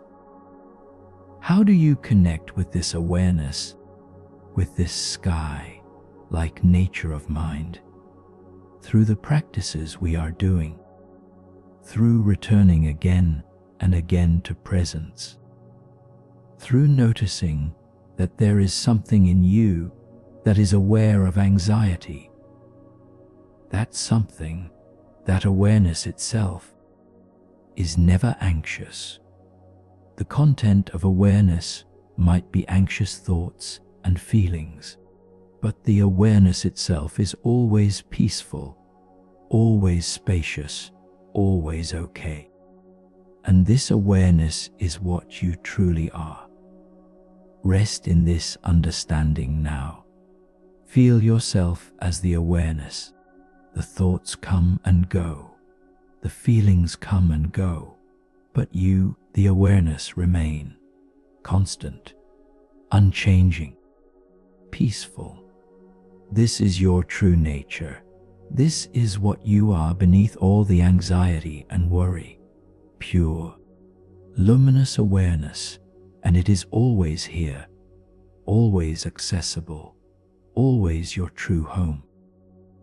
Now I want to teach you a somatic practice, working directly with the body to release stored anxiety and tension. So anxiety does not just live in thoughts. It lives in the body as held tension, as braced muscles, as shallow breathing, as a nervous system stuck in high alert. And we can work directly with the body to help it release this holding. We are going to do what is called progressive muscle relaxation. But with a slightly different approach. We are going to purposely tense different muscle groups and then release them, teaching the body the difference between tension and relaxation. This helps the body learn to let go. Start with your hands. Make fists. Clench them tightly. Feel the tension in your hands, your forearms, your wrists. Hold this tension for a count of 5. 1, 2, 3, 4, 5. Now release. Let your hands go completely limp. Feel the difference. Feel the relief of releasing. Notice how much more relaxed your hands feel compared to when they were clenched. This is teaching your body what relaxation feels like. Now your arms. Bend your elbows and flex your biceps, making your arms tight and strong. Feel all the muscles in your arms engaged. Hold for 5. 1, 2, 3, 4, 5. Now release. Let your arms drop heavily. Feel them become loose and limp. Notice the contrast. Notice the relief. Now your shoulders. Pull your shoulders up toward your ears. Create as much tension as you can in your shoulders and neck. 1, 2, 3, 4, 5. Now let them drop. Let them fall heavy and relaxed. Feel the release. Feel how much lighter your shoulders feel. Now your face. Scrunch up your whole face. Clench your jaw. Squeeze your eyes shut tight. Wrinkle your nose. Everything tight and scrunched. Hold it. 1, 2, 3, 4, 5. Now release. Let your face go completely soft. Let your jaw hang loose. Let your eyes rest gently closed. Let your forehead smooth out. Feel the deep relaxation in your face. Now your stomach. Pull your belly button toward your spine, making your stomach very tight. Hold it. 1, 2, 3, 4, 5. Now release. Let your belly be soft and round. Let it expand fully with each breath. No holding, no tightening, just softness. Now your legs. Point your toes away from you and tighten all the muscles in your legs. Make them strong and rigid. Hold it. 1, 2, 3, 4, 5. Now release. Let your legs become heavy and loose. Feel them sinking down into complete relaxation. Take a moment now to feel your whole body. Notice how much more relaxed you feel after this practice. Your body has remembered what it feels like to let go, and it wants to let go.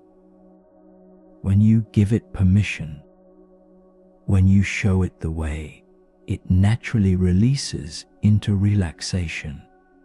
This is your body's preferred state. Anxiety creates tension, but relaxation is the default when you remove the anxiety. Now I want to share with you a final teaching for this part of our journey. It is the teaching about trust. So much of anxiety comes from lack of trust. We do not trust ourselves to handle challenges. We do not trust life to work out. We do not trust other people to show up for us. We do not trust our bodies to be healthy. We do not trust that we will be okay. And this lack of trust creates constant hypervigilance, constant worry, constant anxiety. The Buddhist path includes cultivating what is called faith or trust, not blind faith, Not faith in a particular deity or doctrine, but trust in the basic goodness of reality. Trust in your own inner wisdom. Trust in the resilience you have shown throughout your life. Trust in the fact that you have survived every difficult day so far. Trust in the interconnectedness of all things. Trust in the process of life itself. How do you cultivate this trust? By looking at the evidence. Look back at your life. How many things did you worry about that never happened? How many situations did you think you could not handle that you actually got through? How many times did things work out in ways you could not have predicted or planned? This is not about being naive or pretending there are no real challenges. This is about recognizing that you are more resilient than your anxiety gives you credit for. That life has a way of unfolding that includes both difficulty and grace. That you have inner resources you may not even be aware of until you need them. Right now, in this moment, say to yourself, I trust myself to handle what comes. I do not need to know how right now. I do not need to have it all figured out. But I trust that when challenges arise, I will meet them the best I can. I trust my resilience. I trust my creativity. I trust my capacity to adapt. I trust that I am not alone. I trust that somehow, some way, things will work out. Maybe not exactly as I hope, but in the way they need to. Feel what it is like to speak these words to yourself. Feel if there is any resistance. Any part of you that wants to argue or say, but what if? Just notice that resistance with kindness, and then come back to the practice of trust. Even if you can only trust a tiny bit, that is enough. Even if you can only trust for this one moment, that is a start. Trust is not something you have or do not have. It is something you cultivate, like a muscle you strengthen with practice. And as you cultivate trust, as you feed the wolf of peace with practices like the ones we are doing tonight, something remarkable happens. The anxiety lessens, not because your life circumstances become perfect, but because you are meeting those circumstances from a different place, inside yourself. From a place of trust rather than fear. From a place of groundedness rather than panic. From a place of wisdom rather than reactivity. You are learning to live differently with your anxious mind, not fighting it, not being controlled by it, but understanding it, working with it skillfully, and most importantly, knowing that you are something larger than your anxiety. You are the awareness that can hold anxiety with compassion. You are the sky that can let clouds pass through without being disturbed. You are the ocean that can let waves rise and fall without losing its depths. Rest in this knowing now. Rest in your true nature as spacious awareness. Rest in the practices and teachings you have received. Rest in the kindness you are learning to offer yourself. Rest in the trust that you are exactly where you need to be in this moment, doing exactly what you need to be doing, learning exactly what you need to learn. Take 3 more deep, conscious breaths with me. Breathing in, I am here. Breathing out, I let go. Breathing in, I am safe. Breathing out, I release fear. Breathing in, I am whole. Breathing out, I trust. Beautiful. You have done profound work in this second part of our journey. You have learned about the 2 wolves and choosing to feed peace.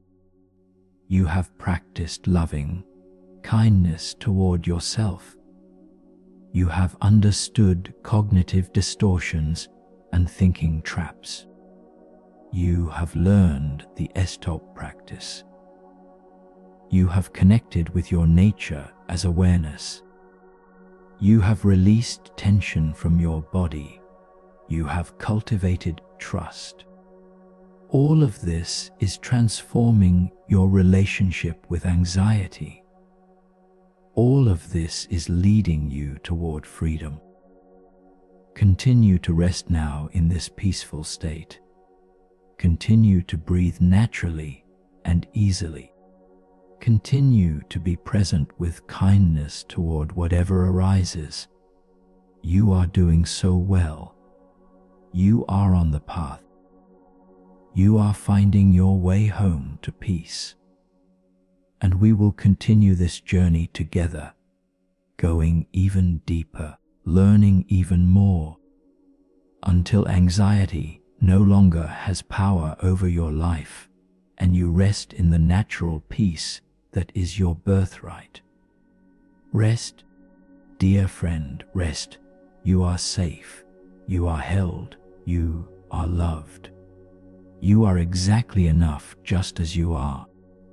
And peace is here, waiting for you to notice it, waiting for you to receive it, waiting for you to simply rest in it.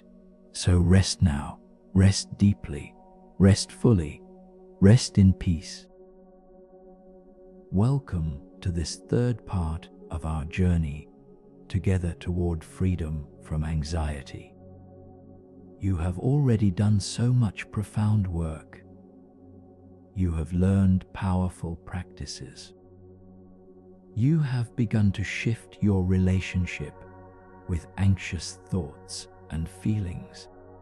And now we are going to go even deeper.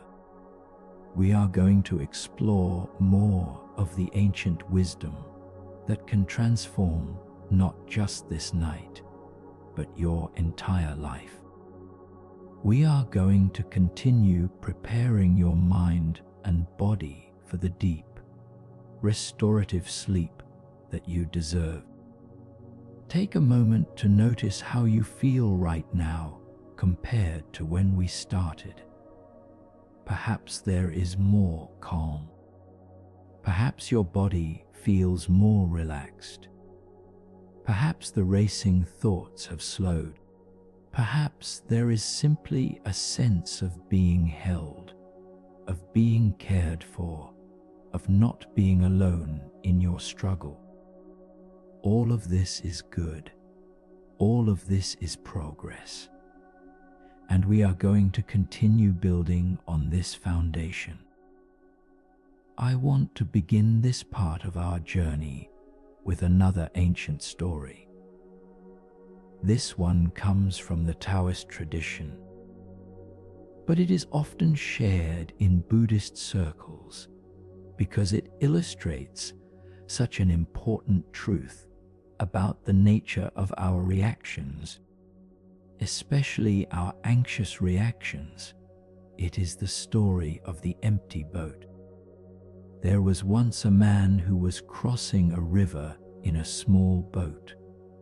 It was early morning, misty and grey, and visibility was poor.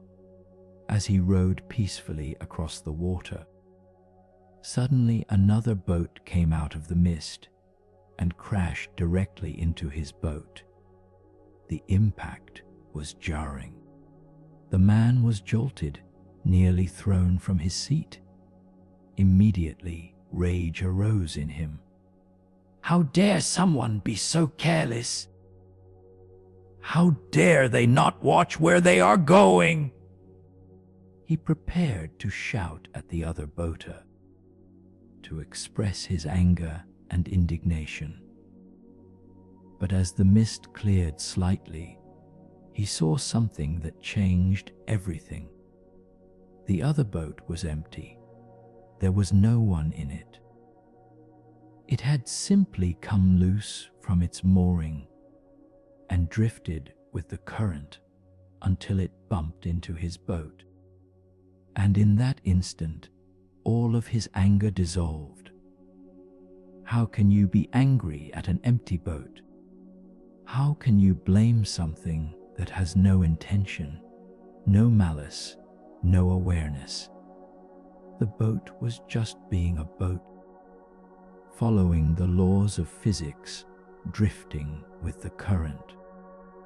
His anger evaporated because there was no one to direct it toward.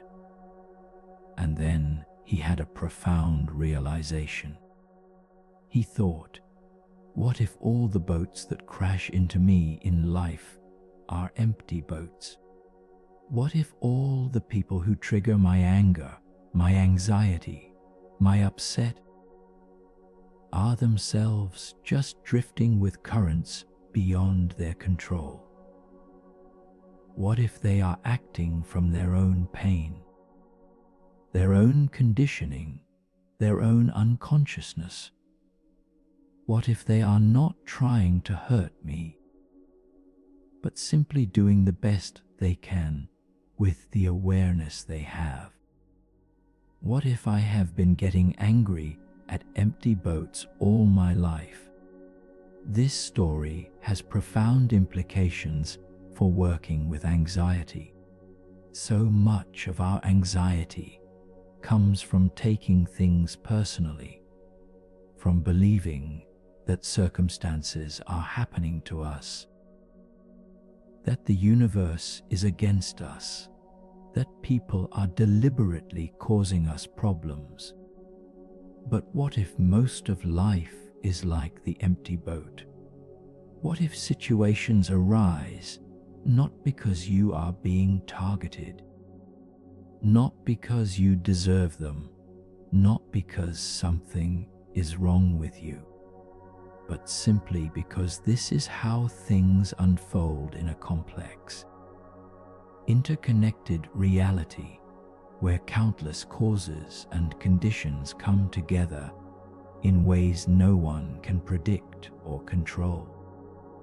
When you can see life this way, when you can recognize the empty boats, so much anxiety falls away. Not all of it. There are real challenges, real dangers, real difficulties. But so much of what we worry about comes from the stories we tell about why things are happening, and those stories are often wrong. They are projections. They are the anxious mind trying to make sense of randomness, trying to find someone to blame, trying to give meaning to events that may have no personal meaning at all. Practice this in your own life. When something triggers anxiety, when something goes wrong or someone upsets you, pause and ask, is this an empty boat? Is this situation or person just following their own currents, their own conditioning, not actually trying to harm me? Most of the time, the answer is yes. And when you can see this, when you can stop taking everything so personally, when you can recognize that most boats are empty, your anxiety will decrease dramatically. Let this wisdom sink in now. Breathe it in. Feel how it might change your relationship with the situations that trigger your anxiety. You are not the center of a conspiracy. You are not being targeted by fate. You are simply a person in a complex world where countless empty boats are drifting, occasionally bumping into each other and then moving on. This is not cold or uncaring. This is actually deeply compassionate, because it means you can stop spending so much energy being upset about things that have nothing to do with you personally. You can let the empty boats drift past without getting entangled in them. Now I want to guide you into a practice that works specifically with the worry thoughts that often come at night. The what-if thoughts that keep you awake. These thoughts are like a radio station playing in your mind, broadcasting an endless loop of concerns and catastrophes. And the usual response is to try to turn off the radio, to make the thoughts stop. But as you have learned tonight, trying to stop thoughts often makes them stronger. What we resist persists. So instead, we are going to practice a different approach. We are going to acknowledge the worry thoughts, thank them for trying to protect us, and then gently redirect our attention. It is like turning the dial on the radio to a different station. You are not destroying the worry station. It still exists. But you are choosing to tune into a different frequency. Here is how this practice works. When you notice a worry thought arising, a what if or an anxious prediction, do not try to argue with it or suppress it. Simply acknowledge it. You might say silently to yourself, "Thank you, mind, for trying to keep me safe. I hear this worry, and now I am going to focus my attention elsewhere."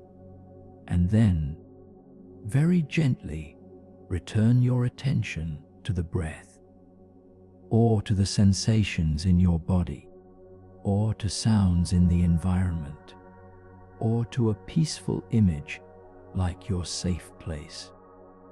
You are choosing where to place your attention. You are steering the mind towards something more peaceful. The worry thought will probably come back. That is okay. This is not a failure. Simply notice it again. Acknowledge it, thank it, and redirect again and again.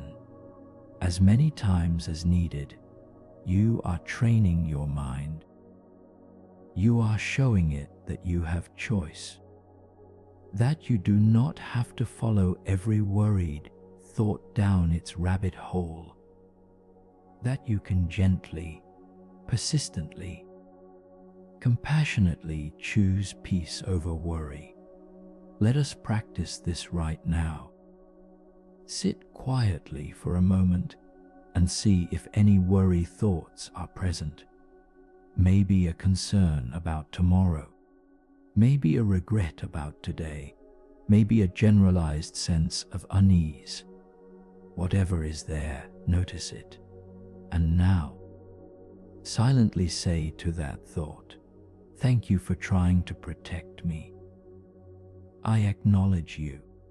And now I am going to focus on my breath." And bring your attention to your breathing. Feel the inhale. Feel the exhale. Rest there. If the worry thought returns, which it likely will, simply repeat the process. "Thank you. I hear you. and I am focusing on my breath now. Return to the breath. This is not war. This is gentle redirection. This is kind, patient training of your mind. Practice this for the next few moments. I will be quiet while you practice. Beautiful work. You are learning such an important skill. You are learning that you can work with your mind rather than being at its mercy. You can acknowledge worry without being consumed by it. You can choose where to place your attention. This is freedom. This is the beginning of mastery over your own mental and emotional life. Now I want to share with you a Buddhist teaching about equanimity. Equanimity is one of the 4 qualities that the Buddha said were essential for a peaceful life. The other 3 are loving kindness, compassion, and joy. But equanimity is perhaps the most misunderstood. People sometimes think it means not caring, being detached in a cold way, becoming indifferent. But that is not what equanimity means. Equanimity means remaining centered and balanced regardless of what is happening around you or within you. It means not being thrown off course by every change, by every challenge, by every emotion. It means maintaining your inner stability even when life is unstable. Think of a mountain. Storms come, winds blow, rain falls, snow accumulates, but the mountain remains. It is not unmoved by these conditions. The surface changes, but the core, the deep foundation, remains stable. This is equanimity. For someone struggling with anxiety, equanimity is a powerful quality to cultivate, because anxiety is the opposite of equanimity. Anxiety is being thrown around by every worried thought, by every what if, by every potential danger. Anxiety is being like a small boat in a storm, tossed about, having no stability. But equanimity says, I can feel the storm. I can acknowledge that conditions are difficult, and I can remain centered. I can find my deep foundation that is not moved by the surface turbulence. How do you cultivate equanimity? Through the practices we have been doing, through returning again and again to presence, through not being so reactive to every thought and feeling, through developing the capacity to observe your experience without being swept away by it, through trusting that you can handle whatever arises, through accepting what is rather than constantly fighting against reality. But there is also a specific phrase, a kind of mantra that is used in Buddhist practice to cultivate equanimity. The phrase is, "This too shall pass," or "All things arise and pass away." This is the fundamental truth of reality. Everything is temporary. Everything is changing. This anxiety you feel right now, it arose. It will pass. This worry, it came. It will go. This difficult situation, it appeared. It will resolve or transform. Nothing lasts forever. Not the good, not the bad. Everything is in constant flux. When you remember this, when you hold this truth in your awareness, you can meet difficulties with more equanimity. You are not denying that something is hard. You are simply remembering that it is not permanent. It is not the totality of your existence. It is a wave passing through. And you, like the mountain, like the ocean depths, remain. Practice saying this phrase to yourself now, especially if there is any anxiety still present. This too shall pass. Feel the truth of it. Feel how it creates a little space around the anxiety. But the anxiety is here. But it is not permanent. It too shall pass. This too shall pass. Let this become a gentle rhythm in your mind. This too shall pass. A reminder, a truth. A source of equanimity in the midst of difficulty. Now let us return to the body again. Because anxiety creates so much physical tension, and we want to continue releasing that holding. I am going to guide you through a practice of softening. We are going to go through the body with awareness and intention, consciously softening each area, letting go of any remaining tightness or bracing. Bring your awareness to your scalp, the top of your head, your skull. Notice if there is any tension there. And now, with your attention and your breath, soften this area. Feel your scalp relaxing.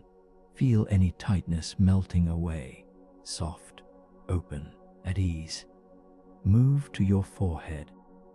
Often we hold worry in our foreheads, creating furrows and tension. Soften your forehead now. Feel it becoming smooth, wide, spacious, like a still pond, like an open sky, soft. Soften your eyes, even though they are already closed. The tiny muscles around your eyes can hold so much tension. Let them release. Let your eyes rest deeply in their sockets, soft, relaxed. At peace, soften your cheeks, your nose, your mouth. Let your jaw hang loose. Let your tongue rest softly in your mouth. Your whole face is soft, relaxed. No holding, no effort, just softness. Soften your neck, front, back, sides. Let your neck be like butter melting in the sun. Soft, supple, free. Your throat is open. Your voice box is relaxed. Everything soft. Soften your shoulders. Let them drop even more than they already have. Let them melt down away from your ears. Soft shoulders. Heavy, relaxed, at ease. Soften your chest, your heart area. Let your chest be open and soft. Your lungs have space to breathe. Your heart has space to beat. Everything is soft and spacious. Soften your belly. This is often where we hold the most anxiety. Let your belly be round and soft. Let it rise and fall naturally with your breath. No holding, no tightening, just softness. Soften your back, your entire spine. Feel each vertebra relaxing. Feel your back spreading against the surface beneath you.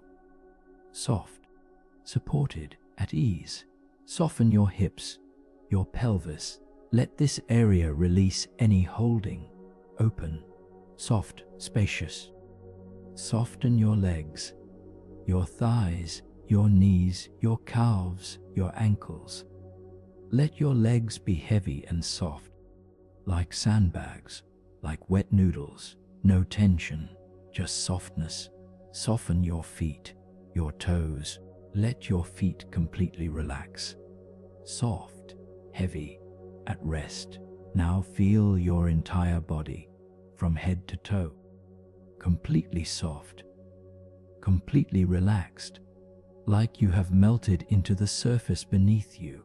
No boundaries, no edges, just softness, just openness, just peace.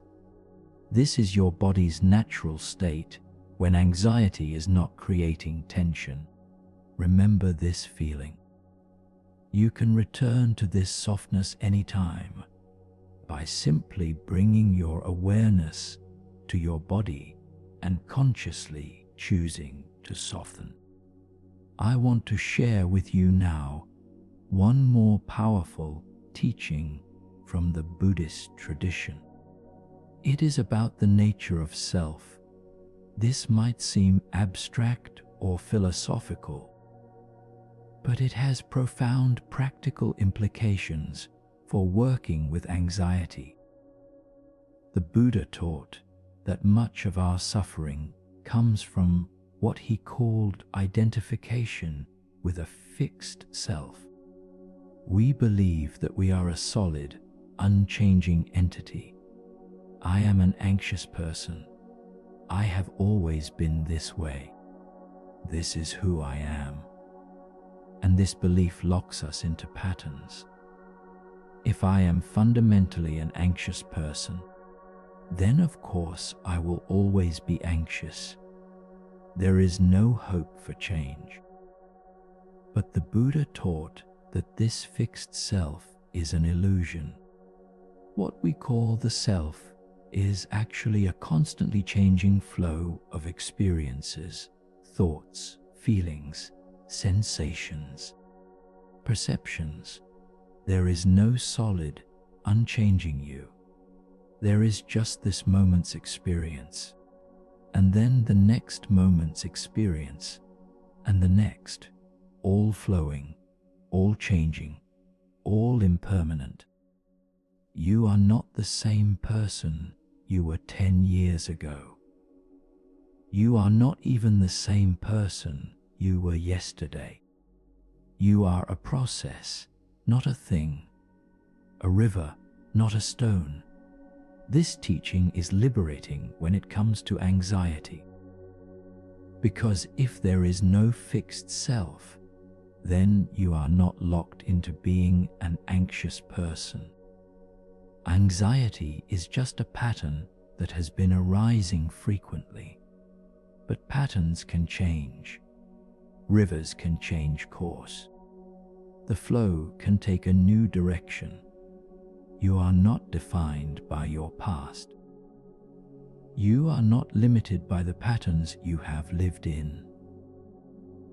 In every moment, there is the possibility of something new. In every moment, you can choose differently. You can practice differently. You can be different. Not because you are forcing yourself to be someone you are not, but because you are recognizing that the solid self you thought you were never actually existed. There is just this flow, and the flow can go in any direction. So let go of the identity of being an anxious person. You are not an anxious person. You are a person who has been experiencing anxiety, and you are learning new ways of being. You are changing the pattern. You are redirecting the flow, and this is completely possible because you are not fixed. You are fluid. You are free to change, to grow, to become. Rest in this truth now. You are not defined by your anxiety.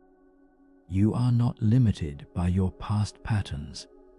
You are a flowing, changing, growing being. And in this moment, you are choosing peace. You are choosing presence. You are choosing to feed the wolf of peace. And with each choice, with each moment of practice, you are creating new patterns, You are becoming someone new, not by rejecting who you have been, but by recognizing that who you are is not fixed. You are always in the process of becoming.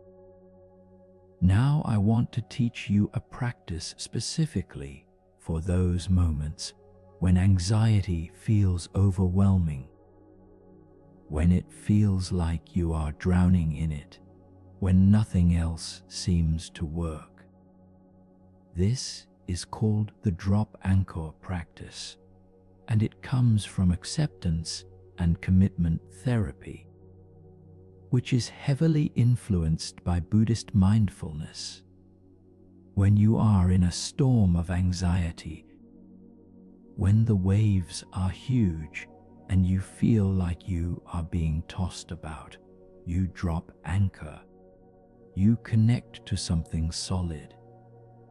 You ground yourself so that even if the storm continues, you are not swept away.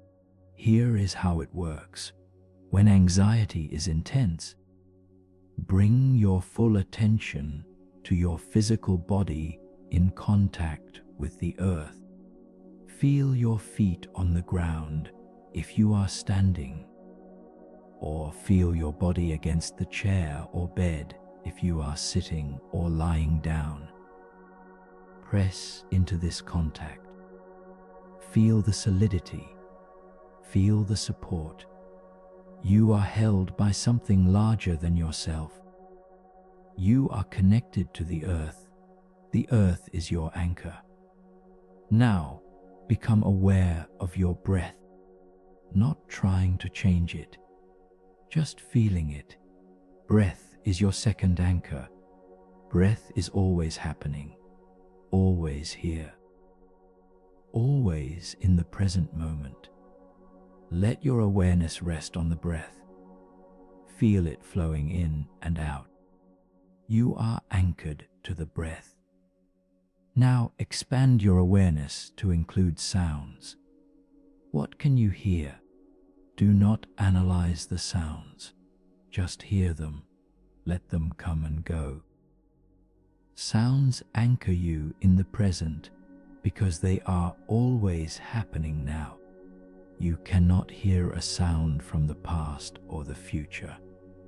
Only this moment. You are anchored to sound. Now notice what you can see. Even with eyes closed, you can notice the darkness, the colors behind your eyelids. Or if your eyes are open, see what is around you without judging or analyzing. Just seeing. Visual perception anchors you in the present. You have now dropped 4 anchors: body, breath, sound, sight. Even if anxiety is still present, even if it is intense, you are no longer being swept away by it. You are anchored. You are connected to the present moment through these 4 direct experiences.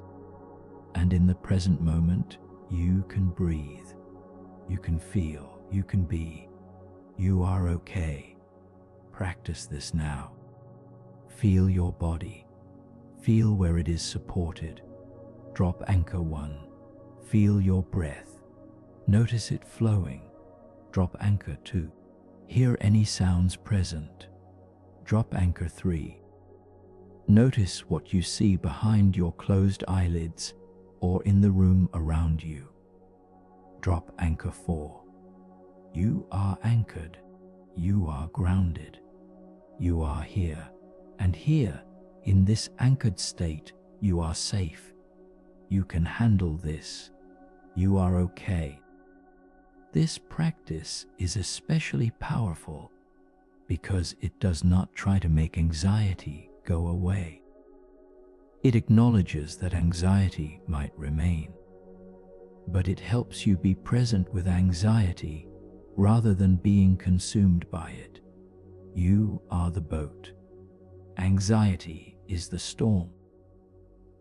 And you have dropped anchor so you are not swept out to sea.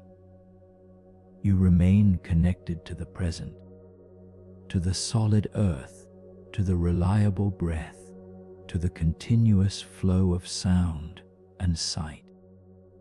And from this anchored place, you can ride out the storm. Now let us move into practices specifically designed to prepare you for sleep, because we are in the final part of this journey together, and our goal is to help you transition into deep, restorative rest. Sleep and anxiety have a complex relationship. Anxiety makes it hard to sleep, and lack of sleep makes anxiety worse. It is a difficult cycle. But tonight, we are going to break that cycle. We are going to help your body and mind transition into sleep naturally and peacefully. One of the most important things for sleep is to create a sense of safety. The nervous system will not allow you to sleep if it believes you are in danger. This is evolutionary. If there is a predator nearby, if there is a threat, you need to stay alert. So your nervous system stays activated, keeping you awake. But when your nervous system registers that you are safe, it can relax into sleep. So right now, we are going to consciously communicate to your nervous system that you are safe. You are going to speak directly to your body, reassuring it that it can let go, that there is no danger, that it is safe to sleep. Say these words to yourself, either silently or in a whisper with genuine feeling. I am safe. Right now, in this moment, I am safe. There is no danger here. There is nothing I need to do. There is nowhere I need to be. There are no threats. I am in a safe place. My body can relax. My nervous system can rest. It is safe to let go. It is safe to sleep. I am protected. I am held. I am safe. Feel these words as you say them. Let them sink into your body. Let your nervous system hear them and believe them. You are safe. The doors are locked. The world is quiet. Nothing requires your attention right now. You have permission to completely let go, to surrender into sleep, to rest deeply. You are safe. Now I want to guide you through a practice of counting down from 100 to 1. This is a classic technique for transitioning into sleep because it gives the mind something simple to focus on, preventing it from spinning into worry, while also being boring enough that you naturally drift off. We are going to count slowly, pausing between each number to take a breath.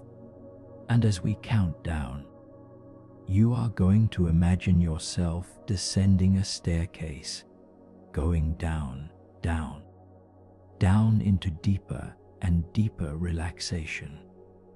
By the time we reach 1, you will be in a state of profound rest, ready for sleep. Close your eyes if they are not already closed. Take a deep breath and begin to imagine yourself at the top of a beautiful, comfortable staircase. Perhaps it is made of soft carpet. Perhaps it is made of smooth wood. However you imagine, it is perfect. This staircase leads down into peace, down into rest, down into sleep. And with each number we count, you will descend one step, going deeper and deeper into relaxation. 100. Take a step down. Feel yourself descending. 99. Going deeper. 98. Deeper still. 97. Down, down, down. 96. So relaxed, peaceful. 94. Calm. 93. Descending. 92. Deeper. 91. Rest. 90. So peaceful. 89. Down another step. 88. Deeper relaxation. 87. So calm. 86. Descending into rest. 85. Peaceful.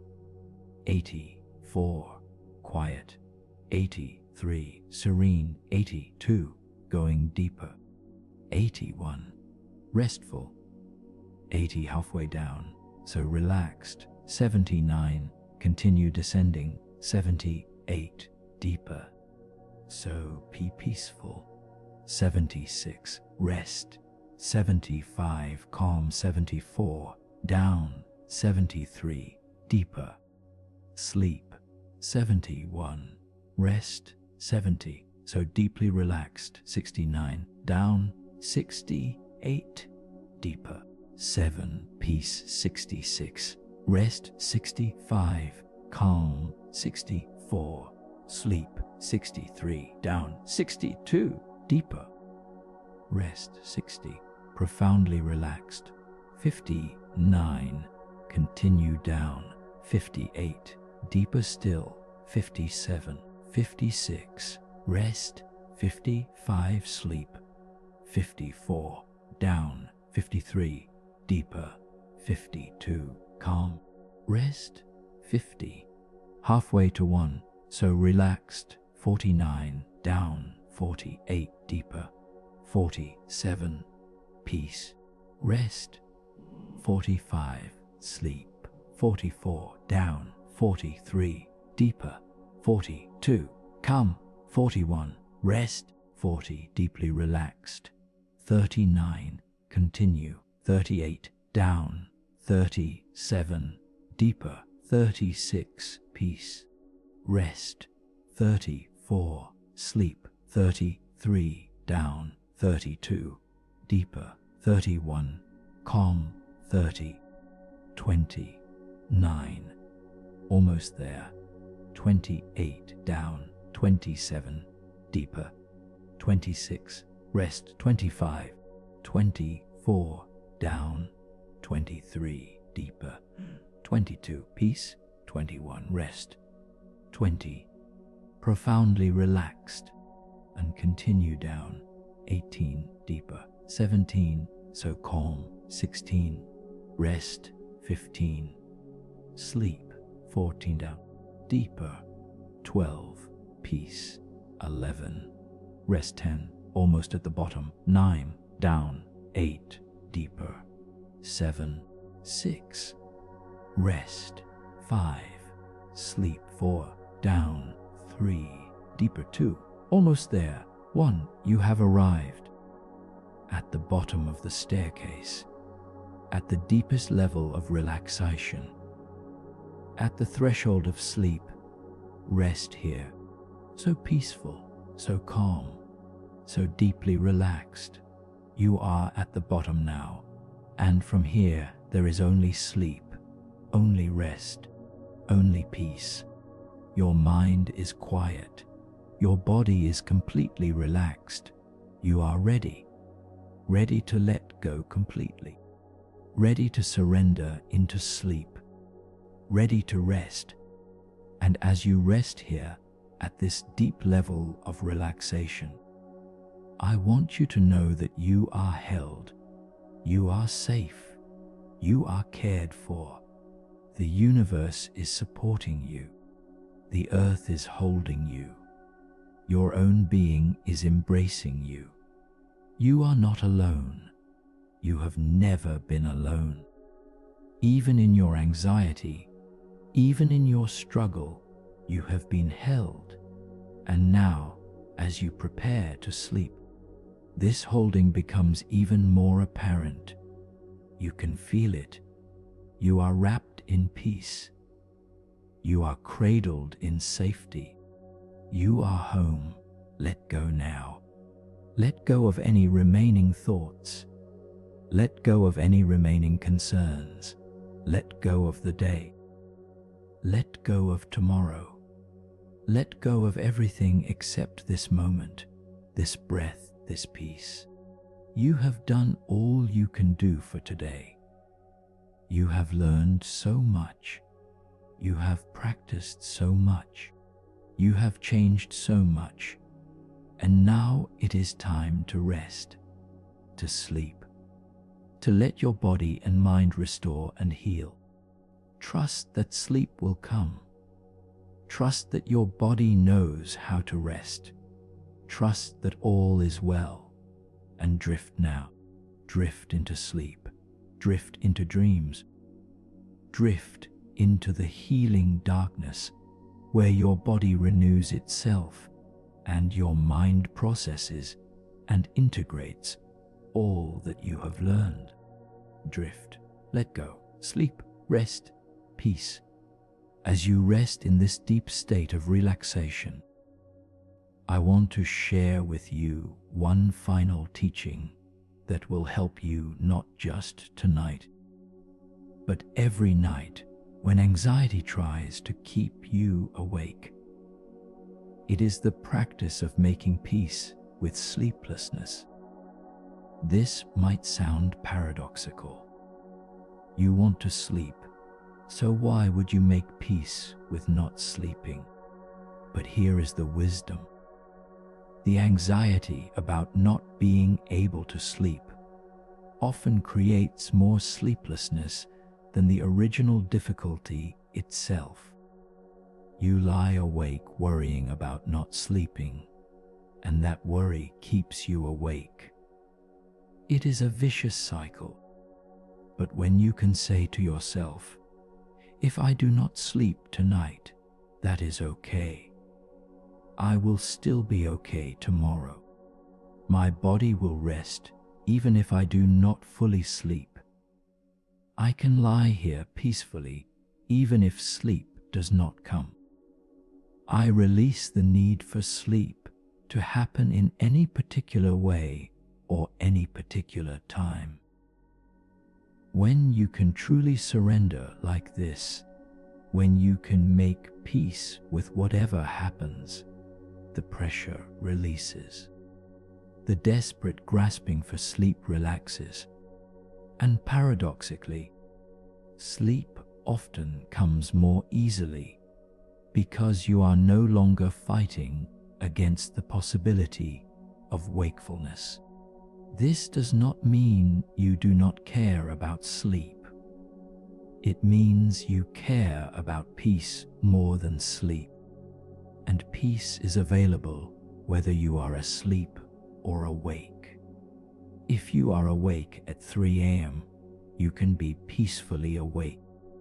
You can practice your breathing. You can scan your body. You can repeat your loving kindness phrases. You can rest in awareness.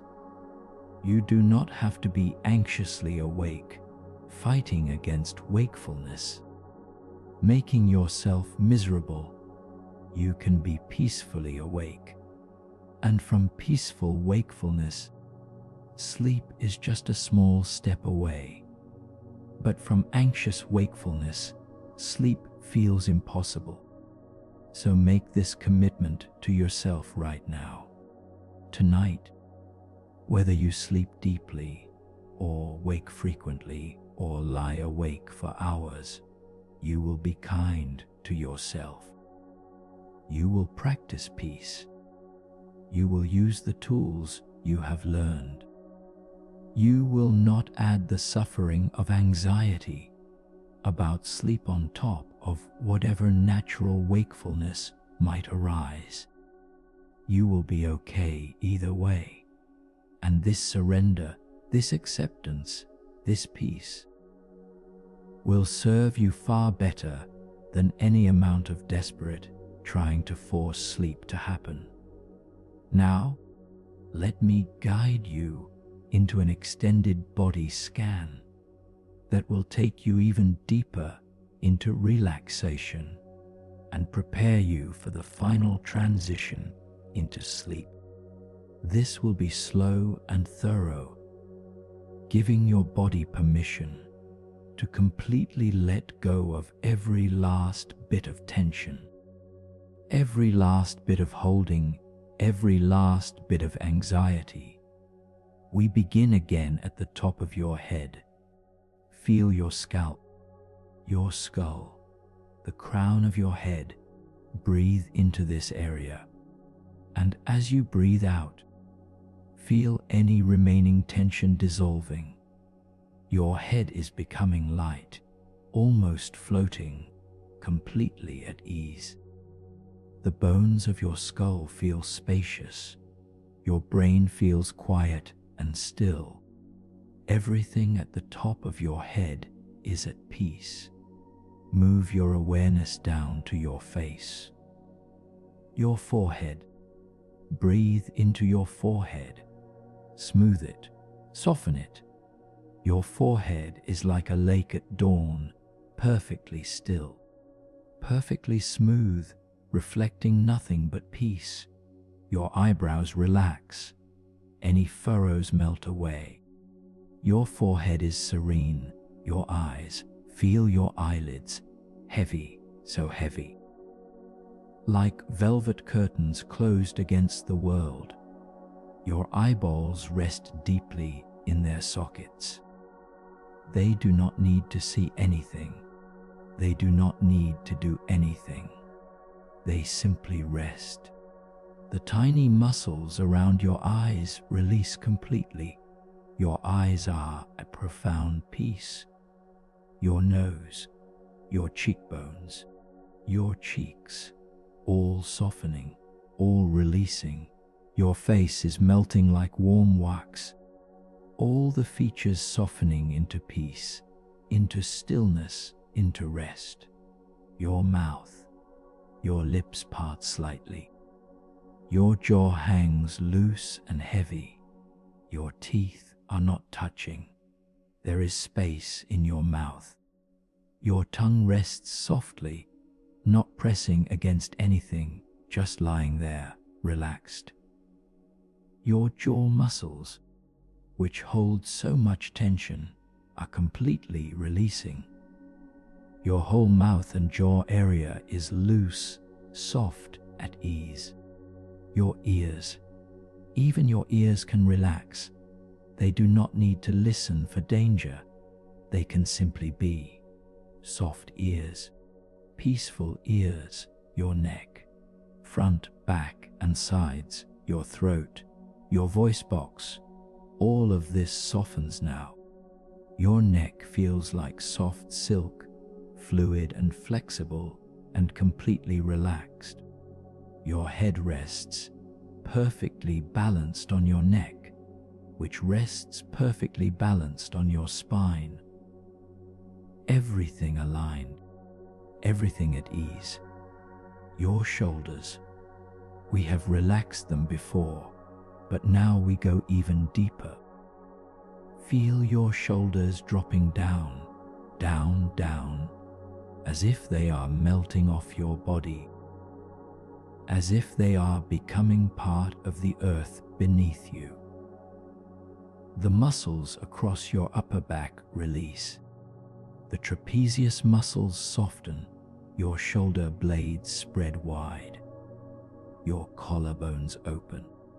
Your whole shoulder girdle is at profound rest. Your arms, starting at your shoulders and moving down. Your upper arms, feel the muscles of your biceps and triceps becoming soft and heavy. Your elbows, the joints in your elbows relax, creating space. Your forearms, both bones in each forearm rest parallel to each other, no tension between them. Your wrists, the delicate bones and ligaments in your wrists soften and open. your hands, your palms, your fingers, each finger from the base to the tip releasing, softening, becoming heavy and relaxed. Your thumbs. Everything in your arms and hands is at complete peace. Your chest, your rib cage. Feel your chest cavity becoming spacious. Your lungs have room to breathe. Your heart has space to beat. The muscles between your ribs soften. Your sternum, your breastbone, releases any holding. Your chest opens like a flower opening to the sun, but in a relaxed way, not a forced way. Just naturally open, naturally soft, naturally at peace. Your heart, your beautiful, tireless heart that has been beating since before you were born and will beat until your last moment. Your heart that has carried you through every experience, every emotion, every challenge. Thank your heart now. Feel gratitude for your heart and let your heart rest. Let it beat at its own natural, peaceful rhythm. Let it know it is safe. Let it soften into the care and appreciation you are offering it. Your upper back, your shoulder blades, the muscles along your spine, all of this softens. Your spine itself, this remarkable column of bones and discs and nerves, releases any rigidity. Your spine knows how to support you without being rigid. It can be both strong and soft. Feel your spine softening, lengthening, spreading against the surface beneath you. Your mid-back, the area behind your heart and lungs. This part of your back that works so hard to hold you upright. Let it rest now. Let it spread. Let it release into the support beneath you. You are held. Your back does not need to do all the work. You are supported. Your lower back, this area that carries so much, that often holds so much tension and pain. Breathe deeply into your lower back. Send it breath. Send it warmth. Send it appreciation and care. And feel it responding. Feel it softening. Feel any tightness or pain beginning to dissolve. Your lower back is releasing, letting go, coming to peace.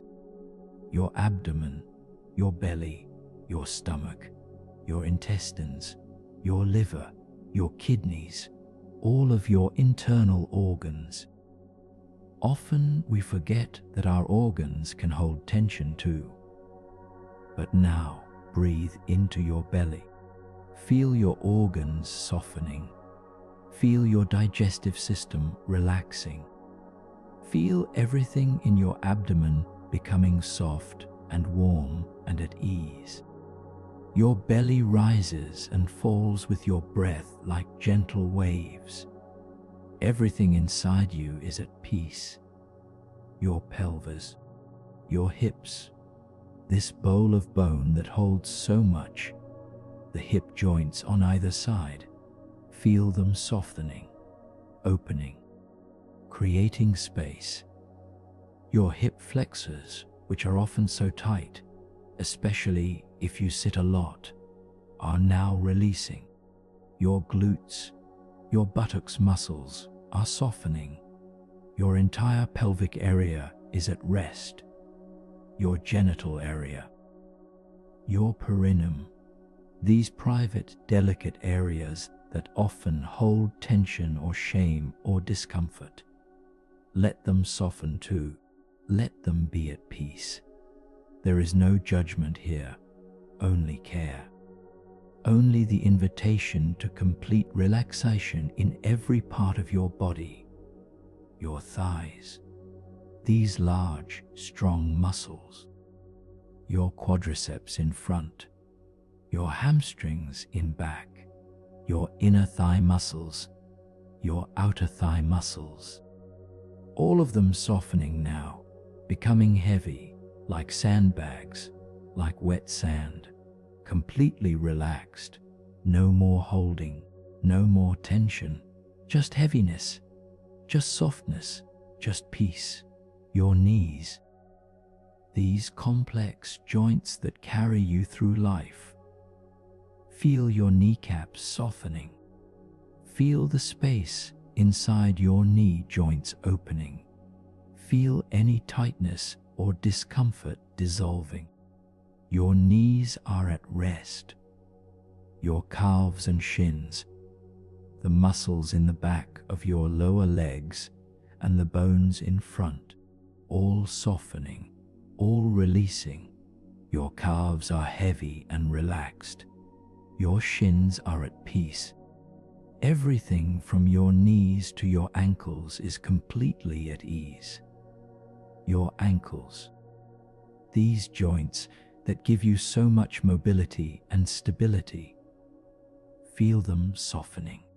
Feel the delicate bones and ligaments relaxing. Your ankles are at peace. Your feet, these remarkable structures that carry you everywhere, that connect you to the earth, that often get so little attention or appreciation. Thank your feet now and let them rest. Feel your heels, your arches, the balls of your feet, your toes, every small bone, every muscle, every ligament, all softening, all releasing. Your feet are completely relaxed, heavy, at peace. Now feel your entire body at once, from the crown of your head to the tips of your toes. Every cell, every tissue, every system, everything is relaxed. Everything is at rest. You are a body at peace. You are held by the earth. You are supported. You are safe. And you are ready for sleep. As you rest in this complete physical relaxation, I want to guide you through a final visualization that will carry you gently into sleep. You are going to imagine yourself as a leaf floating on a gentle river. This river represents the flow of life, the natural movement from waking to sleeping, from conscious to unconscious, from efforting to surrender. See yourself as a beautiful autumn leaf, perhaps golden, perhaps red, perhaps brown, whatever color feels right. You are lying on your back on the surface of a slow, moving river. The water is warm. The current is gentle. You are floating, completely supported by the water. You do not need to swim. You do not need to paddle. You do not need to do anything. The river carries you. The sky above you is a deep twilight blue, fading into darkness. A few early stars are beginning to appear. The air is soft and warm. Everything is peaceful. Everything is safe. And you are floating, floating, floating downstream. As you float, you notice the landscape on either side of the river. Trees, rocks, hills, but they are becoming dimmer, darker, less distinct, because night is falling, darkness is coming, and you are floating toward it, floating toward the deep, peaceful darkness of sleep. The sounds around you are fading too. The bird song has quieted. The rustle of leaves is becoming softer. Everything is growing still. growing quiet, growing dark, and you continue to float effortlessly, naturally, towards sleep. You notice that the river is beginning to slow. The current is gentler still, almost imperceptible.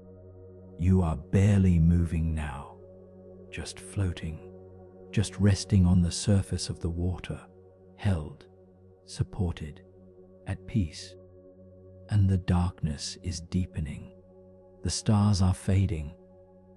Everything is becoming one soft, velvety darkness. And you are floating in it, becoming one with it, dissolving into it. The river has slowed to absolute stillness now. You are floating on a perfectly still, dark pool, not moving, just resting, held by the water, surrounded by the darkness, safe, peaceful, at rest. And now, gently, so gently, you begin to sink, not in a frightening way, in a peaceful way. The water is welcoming you. The darkness is embracing you. You are sinking down, down, down into the deep, into sleep, into dreams, into rest. As you sink, you feel the water closing over you, but there is no panic, no fear, only peace. Because this is the water of sleep, the water of healing, the water of restoration. You can breathe in this water. You are safe in this water, and you sink deeper, deeper, down into the very depths where all is dark and still and peaceful, down into sleep. You have reached the bottom now, the deep bottom where there is no light, no sound, no movement, only peace, only darkness, only rest. And here you will remain, sleeping, dreaming, healing, for as long as your body needs. Hours will pass, the night will unfold, and you will rest in this deep, dark, peaceful place, held by sleep, restored by dreams, renewed by rest. Sleep now. Let go completely. Trust that you are held. Trust that you are safe. Trust that when morning comes, you will rise refreshed, restored, freed from so much of the anxiety that has burdened you. But now, sleep. Deep sleep. Peaceful sleep. Healing sleep. Rest, dear friend. Rest. You have done so well. You have learned so much. And now it is time to sleep, to dream, to let go completely. Sleep, peace, rest. As you rest in this profound state of relaxation, floating in the deep darkness of approaching sleep, I want to continue guiding you, supporting you, holding you in this peaceful space. You are doing so beautifully. You have released so much. You have learned so much. And now we are going to deepen this peace even further, ensuring that you drift into the most restful, healing sleep. Your body is completely relaxed, every muscle soft, every joint loose, every breath easy and natural. Your mind has quieted significantly. The racing thoughts have slowed. The anxiety has loosened its grip. And in this space of calm, we are going to plant seeds of peace that will grow within you, not just tonight, but in all the nights to come. I want to share with you some affirmations, some positive statements that you can repeat to yourself as you drift towards sleep. These are not empty words. These are truths about who you are beneath the anxiety. These are reminders of your inherent worth, your natural capacity for peace, your deep okayness that exists regardless of circumstances. As I speak these affirmations, let them sink into your mind like seeds into rich soil. You do not need to force yourself to believe them. Simply allow them to rest in your awareness. Let them work on you at a deeper level than conscious thought. Your subconscious mind is listening. Your body is listening. Your whole being is receiving these truths. I am safe. Right now, in this moment, I am completely safe. There is no danger. There is no threat. I am held in safety. I am protected. I am secure. I am safe. I am worthy of peace. I deserve to rest. I do not need to earn the right to relax. Peace is my birthright. Rest is not a luxury. It is necessary, and I am worthy of it. I deserve peace. I am enough. Exactly as I am in this moment, I am enough. I do not need to be different. I do not need to be better. I do not need to prove anything. I am enough. I have always been enough. I will always be enough.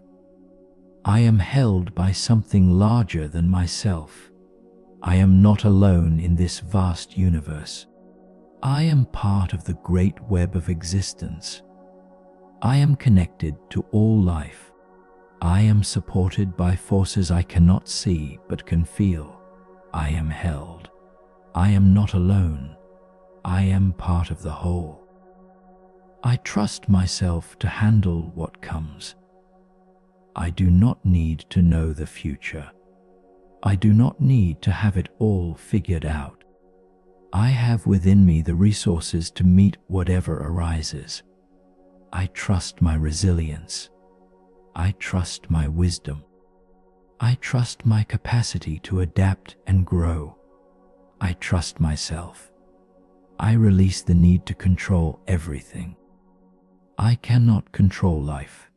I cannot control other people. I cannot control most circumstances. But I can control how I meet them. I can control my response. I can control where I place my attention.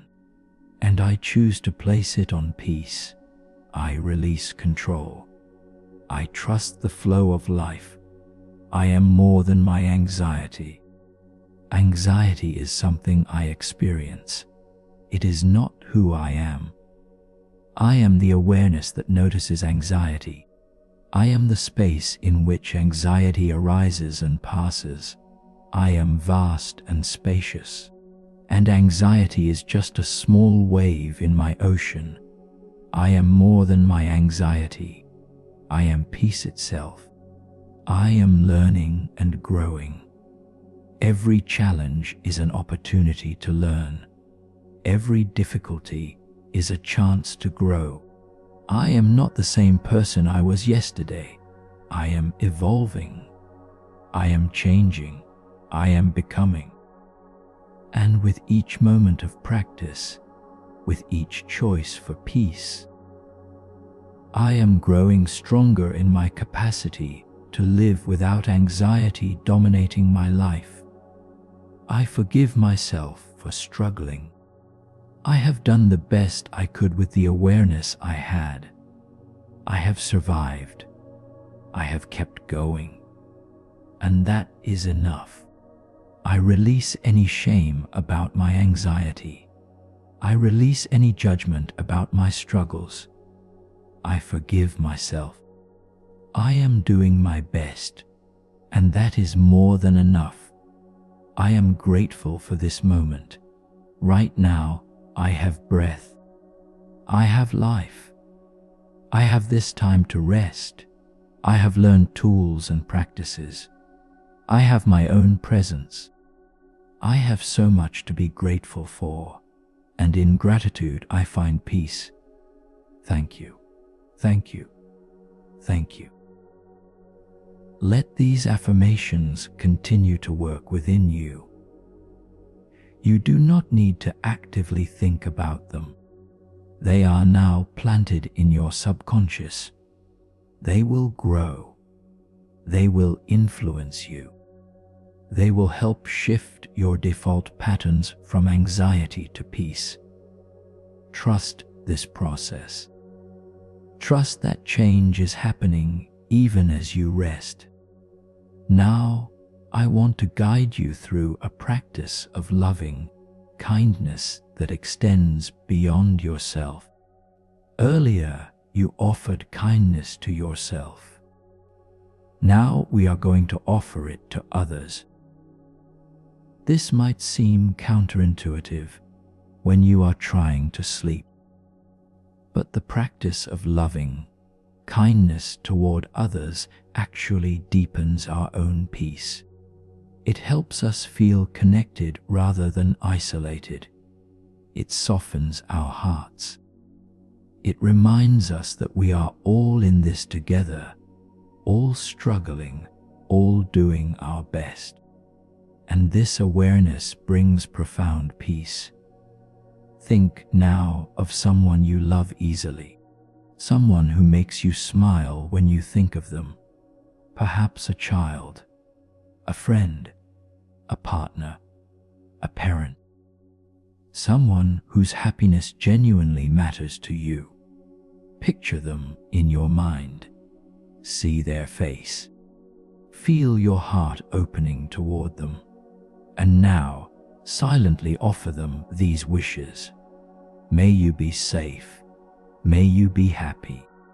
May you be healthy. May you be at ease. Feel the warmth of these wishes. Feel the love flowing from your heart toward them. May you be safe. May you be happy. May you be healthy. May you be at ease. Now think of someone neutral, someone you do not know well but encounter regularly. Perhaps a neighbor, a cashier at a store you frequent, someone whose name you might not even know. See them in your mind and recognize that they too want to be happy. They too struggle with difficulty. They too deserve peace. Offer them the same wishes. May you be safe. May you be happy. May you be healthy. May you be at ease. Feel your heart expanding to include this person who is essentially a stranger. Everyone deserves loving kindness. May you be safe. May you be happy. May you be healthy. May you be at ease. Now, if you feel ready, think of someone difficult, someone who has hurt you or challenged you, someone toward whom you hold anger or resentment. This is advanced practice, so if it feels too difficult, skip this step. But if you can, see this difficult person in your mind and recognize that they too are struggling. They too are doing the best they can with their level of awareness. They too are suffering. And suffering people sometimes cause suffering to others. Without condoning their actions, can you offer them these wishes? May you be safe. May you be happy. May you be healthy. May you be at ease. This does not mean what they did was okay. This simply means you are choosing not to hold hatred in your heart, because hatred only hurts you. May you be safe. May you be happy. May you be healthy. May you be at ease. And now, expand your loving, kindness to include all beings everywhere, all humans, all animals, all life, everyone who is awake right now, everyone who is sleeping, everyone who is being born, everyone who is dying, all beings everywhere. May all beings be safe. May all beings be happy. May all beings be healthy. May all beings be at ease. Feel your heart expanding to hold the whole world, the whole universe, all life, all consciousness. May all beings be safe. May all beings be happy. May all beings be healthy. May all beings be at ease. And finally, bring the loving kindness back to yourself. You, too, are part of all beings. You, too, deserve this wish. May I be safe. May I be happy. May I be healthy. May I be at ease. Rest your hand on your heart. Feel your own loving presence. May I be safe. May I be happy. May I be healthy. May I be at ease. Notice how you feel after this practice. There is often a softening, a sense of connection, a feeling of being part of something larger. This is the gift of loving kindness. It dissolves the sense of isolation that often accompanies anxiety. It reminds us we are not alone. We are all in this together, and in that togetherness there is peace. Now let us return to the breath, that faithful companion that has been with us throughout this entire journey. The breath that is always here, always now, always available as an anchor to the present moment. Bring your full attention to your breathing once more, not trying to control it, not trying to make it deeper or slower, simply feeling it, the natural rhythm of inhale and exhale, the tide coming in and going out, the constant flow that sustains your life as you breathe. Imagine that with each inhale, you are breathing in peace, drawing peace in from the universe, from the air around you, from the earth beneath you, breathing in peace, filling yourself with peace. And with each exhale, you are breathing out any remaining anxiety, any remaining tension, any remaining worry, breathing it out, releasing it, letting it go. Breathe in peace, breathe out anxiety, breathe in calm, breathe out worry, breathe in trust, breathe out fear, breathe in acceptance, breathe out resistance, breathe in presence, breathe out future projection, breathe in love, breathe out judgment.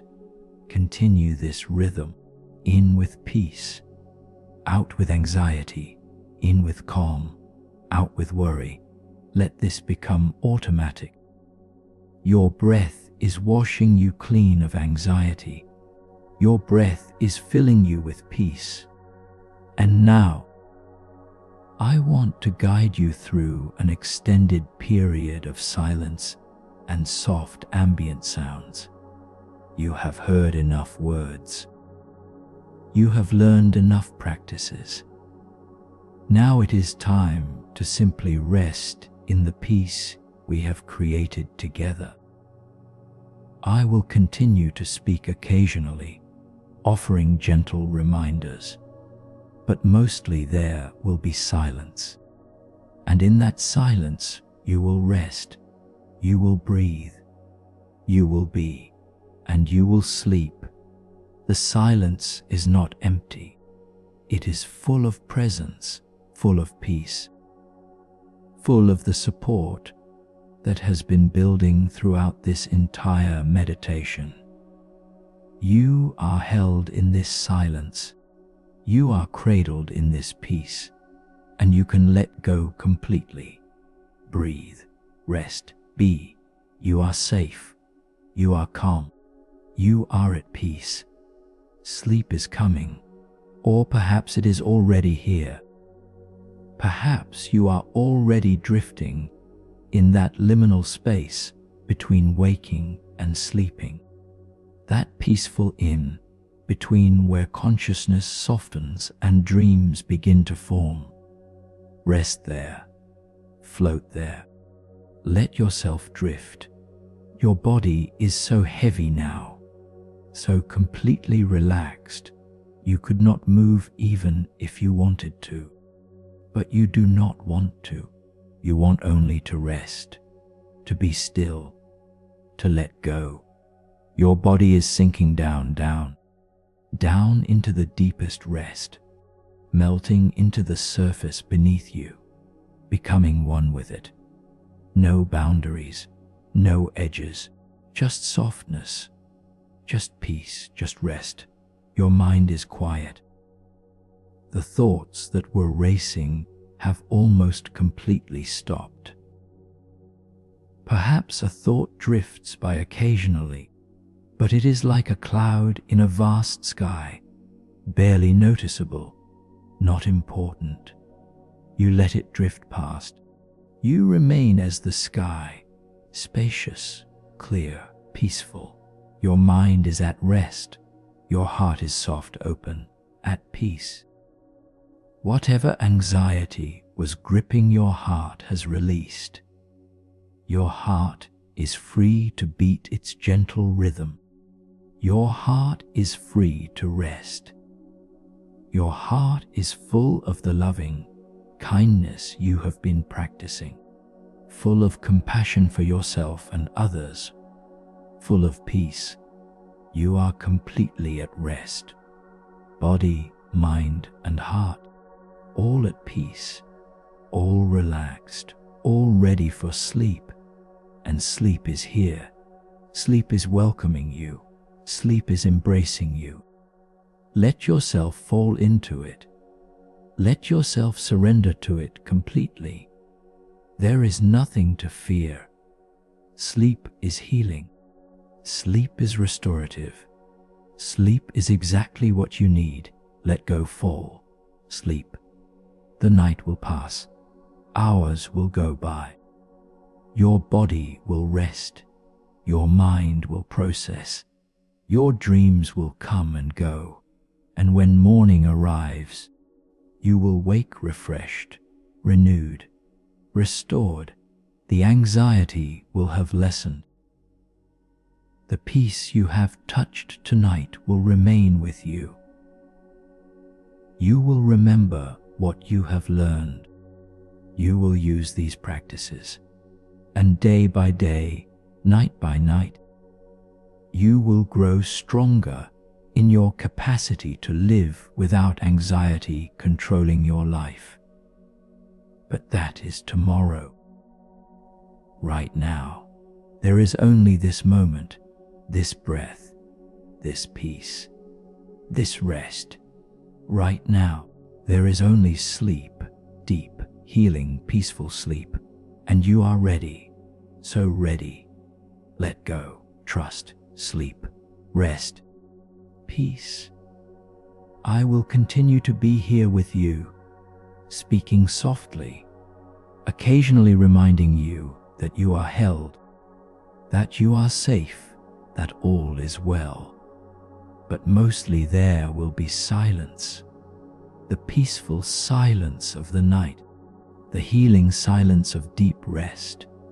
And in that silence, you will sleep, you will dream, you will restore. Breathe deeply. One more time. Fill your lungs completely with peace. Hold it for a moment, feeling the fullness, and release it all, letting go of everything. Again, breathe in peace. Hold, release. One more time. Breathe in. hold, release. Beautiful. Now let your breathing return to its natural rhythm. Easy, effortless, automatic. You do not need to think about breathing. Your body knows what to do. Your body will breathe all night while you sleep, keeping you alive, sustaining you, taking care of you. Trust your body. Let it do its work while you rest. You are safe. You are held. You are loved. You are at peace. And you are sleeping. Deep, deep sleep, restorative sleep, healing sleep, peaceful sleep. Sleep, dear friend, sleep. You have done so well. You have worked so hard. And now it is time to rest, to let go completely, to surrender into sleep. Sleep, peace, rest. The anxieties that brought you here tonight, they are loosening their grip. They are fading. They are dissolving in the light of awareness and compassion you have brought to them. Tomorrow they may return, but they will be weaker. And you will be stronger. You will remember what you learned tonight. You will use your tools. And gradually, over time, anxiety will have less and less power over your life. This is the promise of practice. This is the gift of these teachings. This is your path to freedom. But for now, sleep. Just sleep. There is nothing else you need to do.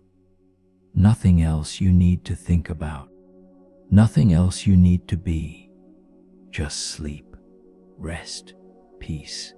Let the night hold you. Let the darkness embrace you. Let sleep take you completely. You are safe. You are held. You are loved beyond measure. Sleep, dear one. Sleep. May you rest deeply tonight. May your dreams be peaceful. May you wake refreshed and renewed. May the anxiety that has burdened you continue to lighten. May you remember that you are not alone. May you trust in your own resilience. May you be gentle with yourself. May you know peace. May you rest. May you be well.